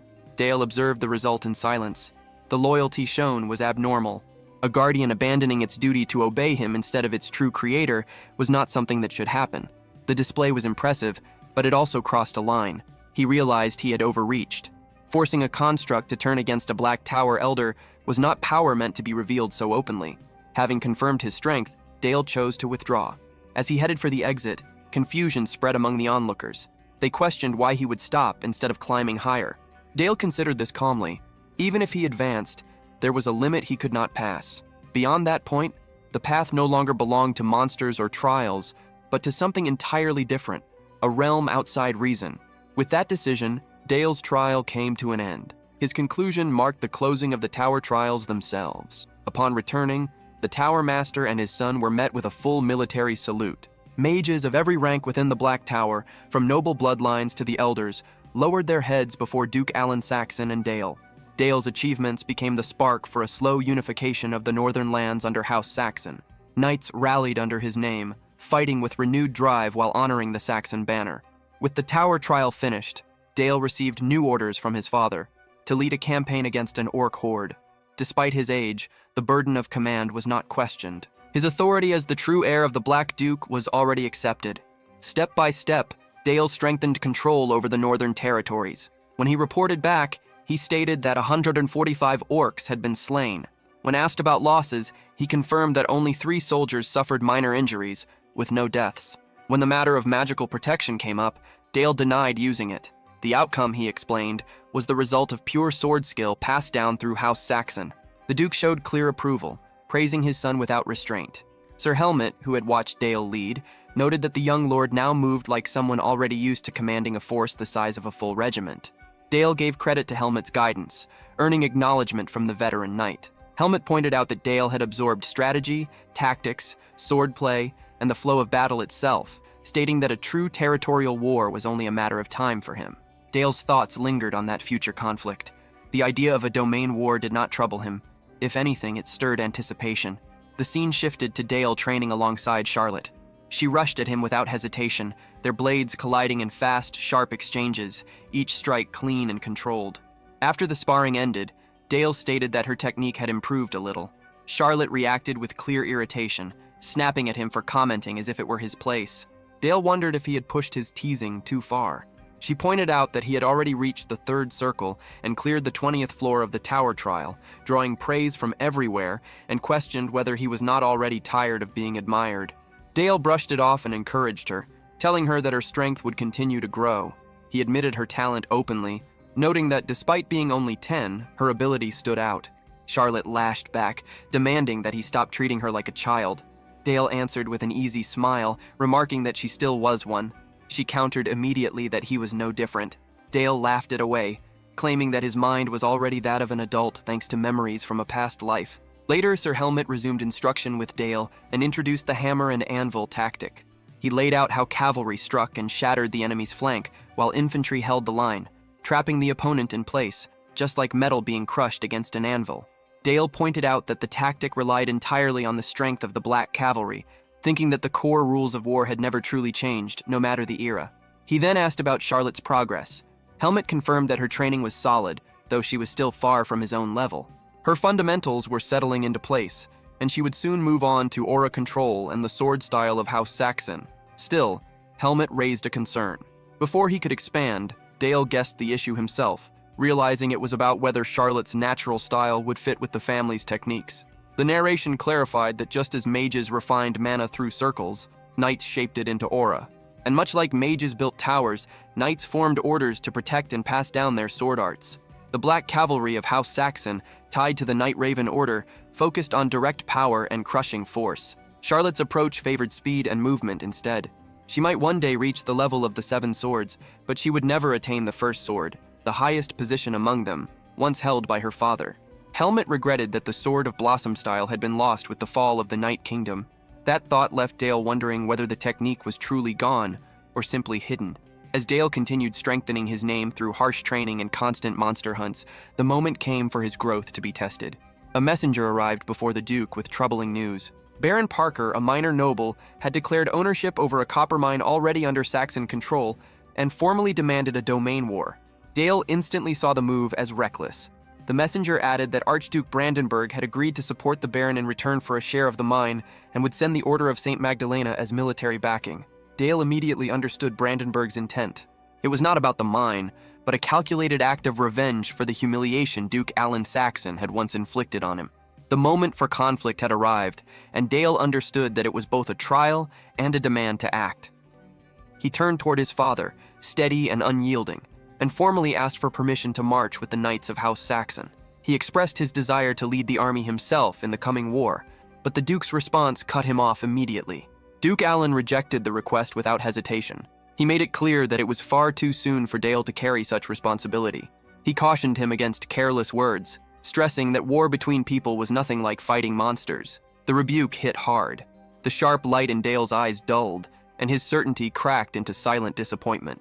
Shifting focus, Duke Alan addressed Baron Greenbelt and reassured him that his mines would remain under protection. The Baron bowed again and again, gratitude evident in every movement. Watching from the side, Dale felt the weight of refusal tighten in his chest. That night, he sought out his uncle Helmet and explained everything that had happened. His frustration showed as he admitted how deeply it bothered him. He believed without doubt that he could outperform any commander, yet his father refused to rely on him. Helmet listened without interrupting and advised him to let go of his anger. He reasoned that Duke Alan surely had reasons of his own, even if they felt unfair. Then Helmet revealed something unexpected. He produced a board game, one designed to reflect the structure and flow of war. Dale leaned in at once, catching the meaning behind it without effort. This was not a simple game, but a test of thought and foresight. Helmet was clearly amused by how quickly Dale understood. He explained that mastering this game could sharpen strategic sense far more than endless weapon drills. Before Helmet could finish, Dale grabbed the board, determination flashing across his face. He left immediately, already set on his next move. Helmet called after him in confusion, but Dale did not turn around. Soon after, Dale stood in front of Duke Alan again, the board held tightly in his hands. He demanded to be judged through strategy instead of words, asking for a fair test of ability through the game itself. If he proved superior, he wanted command in the coming war. Duke Alan stared at him, stunned by his persistence. Dale did not back down. His posture was firm, conviction burning in his eyes. He laid out his belief that real war was not decided by strength alone, but by planning, judgment, and control. Helmet stepped in awkwardly, attempting to smooth things over and excuse the young lord's boldness. Duke Alan silenced him with a raised hand. Interest sharpened his expression. He agreed to the challenge under one condition. If Dale lost, he would completely give up the idea of joining the battlefield. The match began. Silence filled the room as father and son took their places across the board. Every move carried weight, thick with pressure and focus. Dale's thoughts moved like a sharpened edge, fast and exact. He measured each strike, traced every possible counter, and read traps before they formed. Before long, the unlikely outcome became real. He claimed victory in 2 of the 3 rounds. Helmet could hardly process what he was seeing. Even with Duke Alan stacking the field in his own favor, stronger pieces and superior placement, Dale still broke through and won. When the last piece was removed, Dale looked up at his father. His manner was steady and firm as he pressed for the Duke to keep his word. Duke Alan released a slow breath, the corner of his mouth lifting just slightly. He wondered when Dale had learned a game like this. Dale offered a casual explanation, saying he had picked up the rules long ago from an old book in the library. The Duke gave a brief nod and let the matter pass. A vow had been made, and it would be kept. Duke Alan confirmed that Dale would take command of the knights in the coming campaign. For a brief moment, Dale struggled to breathe. Pride and excitement surged through him at once. Helmet stood stunned, unable to react. Then the Duke's mood shifted. His voice turned heavy, emphasizing that the name of House Saxon would now rest on Dale alone. There would be no room for failure. In an uncharacteristically gentle pause, Duke Allen checked whether his son truly grasped the burden he was taking on. Dale met his father's eyes without flinching, his resolve firm, making it clear he would not fall short. The Duke's hard expression eased. He dismissed Dale afterward, signaling that it was time to prove the worth of his training. Not long after, far away in Mockburg, the towering castle of Count Brandenburg loomed under a dark, overcast sky. Inside its massive stone halls, anger rang out unchecked. Count Brandenburg's rage echoed as he berated his son, Philip, veins standing out on his brow. He accused him of drinking again and wasting time among the slums, his fury growing louder by the second. Whispers were already spreading that the young heir of House Saxon would soon march at the head of knights, while Brandenburg's own son disgraced himself. The Count demanded to know what Philip had been doing while his rival prepared for war. Philip showed no concern at all. He answered with a lazy grin, brushing off the situation as meaningless. To him, the heir of House Saxon was nothing more than a child, a weak runt barely worth notice. With smug confidence, he made it clear that he intended to crush that brat from House Saxon without effort. He bragged openly, claiming that both he and his father's knights could deal with the problem without effort. That was when Count Brandenburg's restraint finally broke. He slammed his hand onto the table, harder than before, the force shaking goblets and making Philip flinch. His rage boiled over as he hurled Philip's own words back at him in disbelief, branding the Saxon heir as nothing more than a runt and an arrogant child. His eyes burned with fury as he made it clear that the boy Philip mocked was something far beyond his reach. It was a monster whose shadow Philip could not touch even after 100 years of striving. The Count went further, tearing into his son, calling him useless, and beneath even that 10-year-old youth, Philip stood stiff. The confidence he had worn cracked apart as the insult cut deep. The storm of anger cooled into a hard, bitter resolve as the Count's thoughts shifted inward. He regretted not acting sooner concerning Charlotte. After a heavy silence, he turned back with cold authority and announced that, in the approaching battle, command of their knights would be placed in Philip's hands. Philip's face lit up at once, excitement rushing through him as he accepted without hesitation. The Count's expression darkened again. He mocked his son sharply, questioning what there was to be happy about, then crushed the moment by making it clear that Philip's role would be a hollow symbol. True authority, he stated, would rest with the adjutant Lord Milvers. Confusion twisted Philip's expression as he tried to understand, but the Count dismissed him entirely and ordered Milvers to escort Philip out at once. Milvers gave a restrained bow. Left alone, Count Brandenburg released a long, angry breath, his thoughts churning with frustration. Given the choice, he would have led the troops himself, yet striking down a child with full force would drag his name through the dirt. His fists tightened as a more unsettling idea settled in his mind. Perhaps this outcome had been planned all along by Duke Saxon. Several days later, the scene shifted to Castle Greenbelt, where tension hung thick in the air. Soldiers and nobles gathered, waiting for the arrival of their new commander, the young heir of House Saxon. Baron Greenbelt stood near the gates, nerves clear as he adjusted his coat time and again while Dale approached. He greeted the boy with a strained smile, his unease showing despite his efforts. Behind him, quiet murmurs spread through the crowd. Some whispered in disbelief, unable to accept that their commander was just a child. One scoffed softly, doubting whether the boy could even swing a sword. Another remarked that the child was said to be a prodigy, and that underestimating him might be a mistake. Low laughter and uncertainty mixed together. Baron Greenbelt forced himself to stay composed, praising Dale by saying that his presence alone brought relief, that seeing him inspired belief and hope for victory. Dale acknowledged the words with calm gratitude, his expression steady.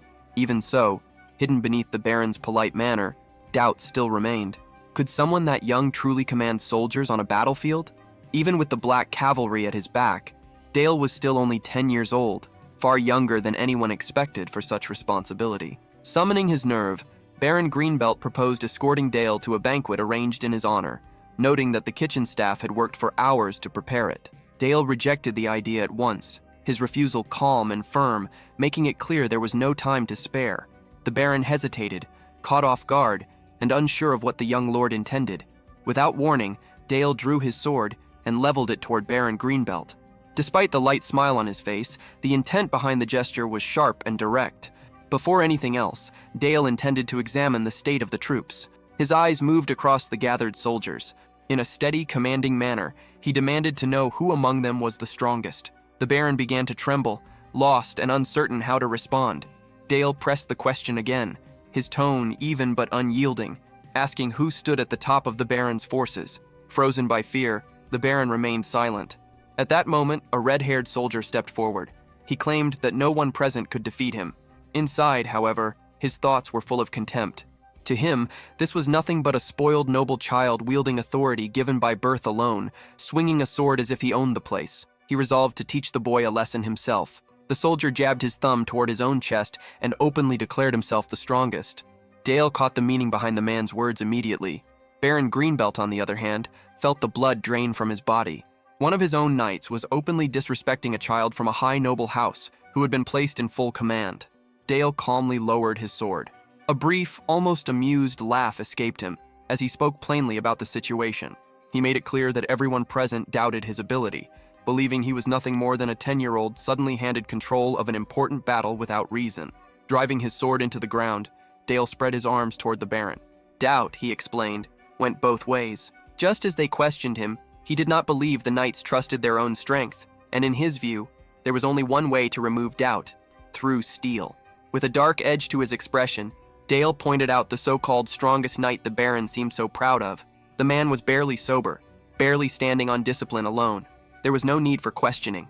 The knight's conduct already proved Dale's concerns. The red-haired soldier snapped. Rage surged through him as he drew his blade and aimed it directly at Dale. His pride as a knight burned hot, and he declared his intent to prove the worth of the Baron's steel through combat, staking his honor on it. Dale was openly entertained by the turn of events. At that point, he already knew the clash would not be dull. Soon after, Dale and Harbuck stood opposite one another, both fully ready to fight. The surrounding knights closed in around them, forming a tight ring that left no room to retreat. Dale studied Harbuck and calmly brought up that rumors about his sword had likely reached him. Harbuck answered with a short laugh, making it clear that he was aware of the strange blade Dale carried. Dale's expression tightened slightly as he questioned the source of such bold confidence. He wondered whether Harbuck truly believed his arms carried overwhelming strength. Harbuck gave no reply.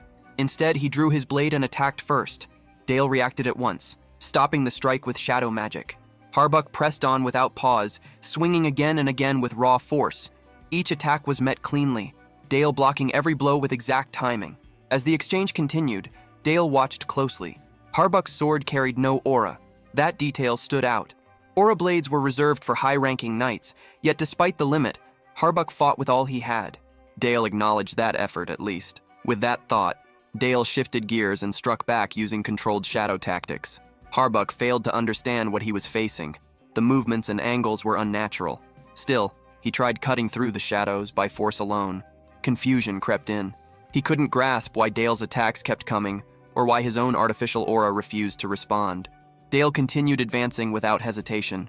In his eyes, Harbuck's skill level was nothing special.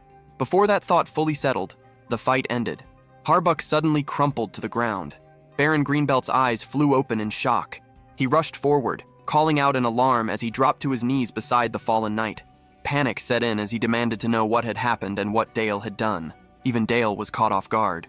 He questioned how the knight could fall so easily. The Baron, still shaken, accused the young lord of harming one of their most important fighters right before a major battle. Dale responded with controlled politeness, addressing the Baron directly. He made it clear that accusations should wait until the situation was understood. If that level of strength was all Harbuck possessed, then he would only slow them down once the battle began. He ended by questioning whether the Baron's true intention was to let House Saxon handle all the fighting, while others stood back and watched.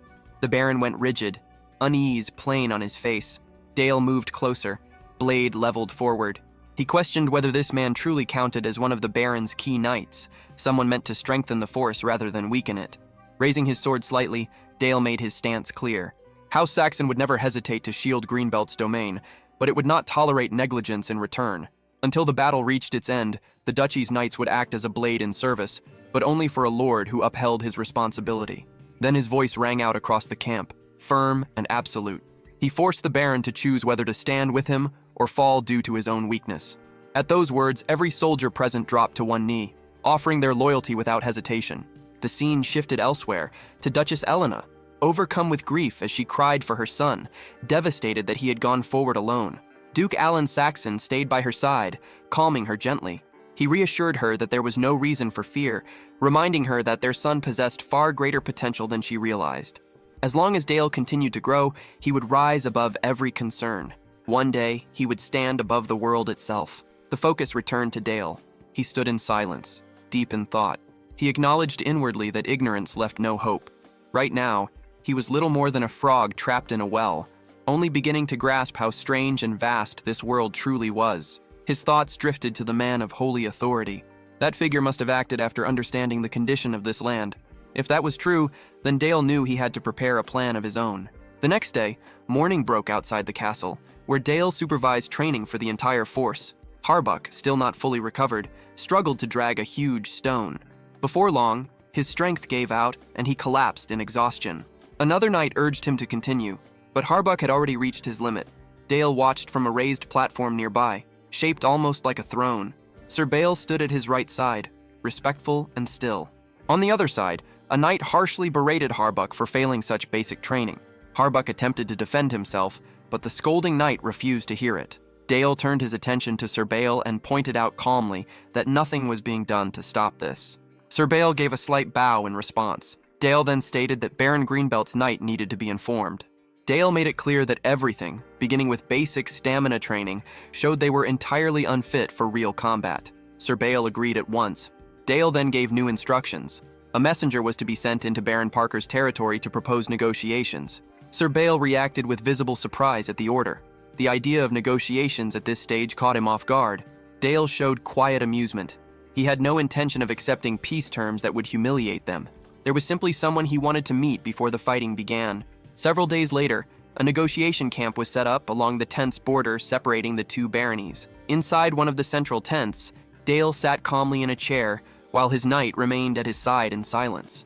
Resting his interlocked fingers beneath his chin, Dale examined the situation with focused thought. If events continued on the same path, the Order of St. Magdalena, already strained by a distant campaign and limited supplies, would soon be pushed into a reckless all-or-nothing move. At the same time, Dale understood that Baron Parker's own knights were not an enemy to dismiss lightly. While he was absorbed in these thoughts, his knight informed him that Lord Philip had entered the tent.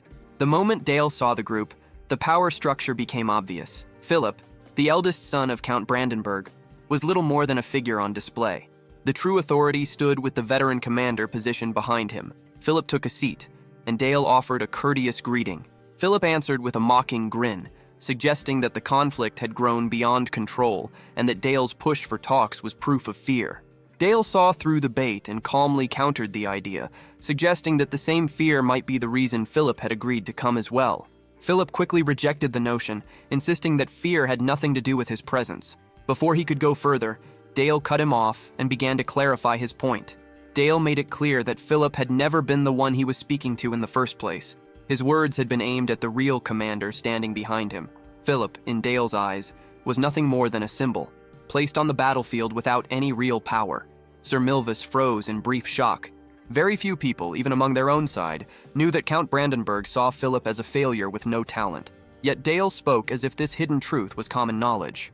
Dale continued, pointing out that Philip should understand better than anyone what it felt like to be distrusted by his own father. Sir Milvis immediately understood what Dale was trying to do. He declared that the talks should end at once, and told Philip there was no reason to remain. Philip, however, was already seething. Dale's remarks had cut deep. Dale pressed further, noting that Philip acted as though he needed approval just to speak. The way he followed a subordinate's lead made him look more like a servant than the heir of a noble house. The insult only fueled Philip's rage. Calm as ever, Dale added that Philip barely resembled the first son of a count, and instead looked like a master being dragged along by his own servant. Sir Milvis tried again to intervene, urging Philip to keep control. He clearly saw Dale's aim: shatter their command structure and break their unity before the battle even began. Philip ignored the warning and lashed out in anger. Dale leaned back with ease, watching their internal collapse with quiet interest. In his mind, Philip was nothing more than a puppet. Dale wondered who truly pulled his strings, the Holy Swordsman or Sir Milvis, since Philip's actions were dictated entirely by others. At that moment, Dale knew the plan had worked. He had never come to bargain. The goal had always been to fracture their chain of command. Dale then ordered the knight at his side to step outside. The knight complied without a word and left the tent. With that, only Dale and Philip remained in the dim interior.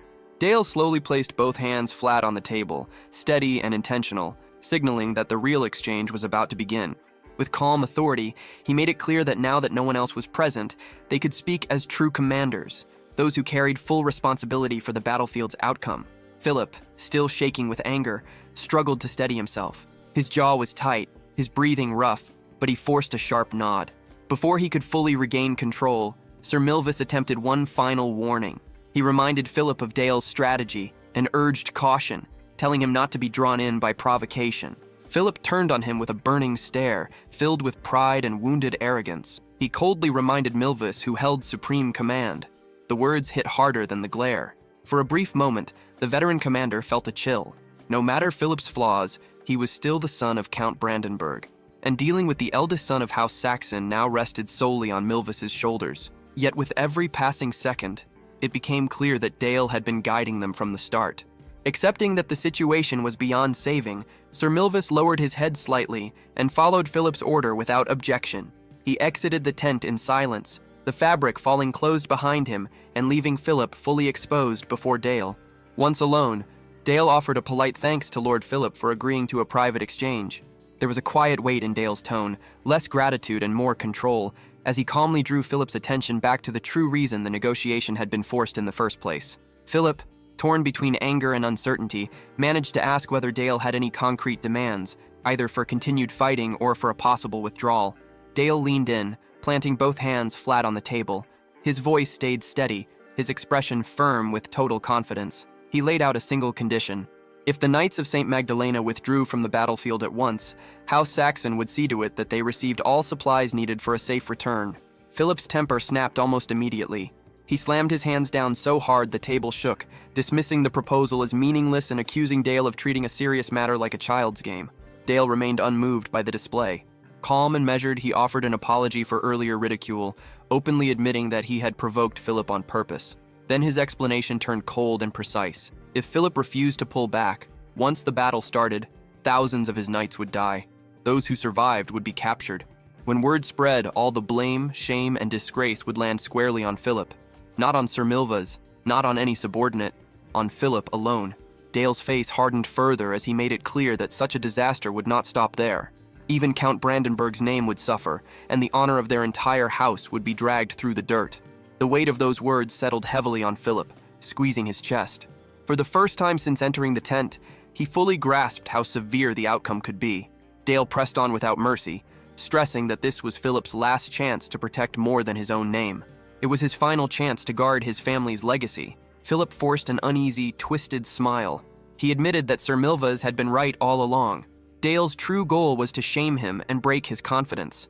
Dale rested his chin on his folded fingers, answering with quiet control. He claimed he was simply stating facts. This was Philip's final opportunity, and despite the act, Philip did not look nearly as confident as he pretended. Dale ended by laying out one last, brutal truth. If defeat came, responsibility would not fall on Sir Milvas. It would rest entirely on Philip's shoulders as the officially appointed Supreme Commander. Every accusation, every failure, every mark on their reputation would strike Count Brandenburg's eldest son directly. Philip struggled to maintain a stiff, fabricated smile, trying to salvage some dignity. He claimed Dale would not stay calm for long, and that he would prove in front of everyone who truly commanded the battlefield. Dale stayed composed, responding that confidence was fine, as long as Philip could keep it when the next stage began. With the tense talks finished, the focus shifted to Baron Greenbelt's castle. Some time had passed since the negotiation. High above, on the rooftop of the opposing fortress, Sir Milvas stood upright with several of his knights, surveying the land spread out below.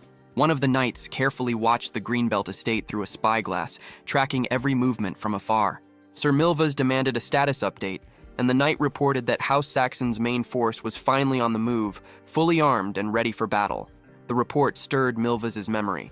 Dale's calm face during the negotiations resurfaced in his mind, an expression that refused to fade. Despite his age, the boy had shown no trace of fear or doubt. There had been no hesitation in his posture or words.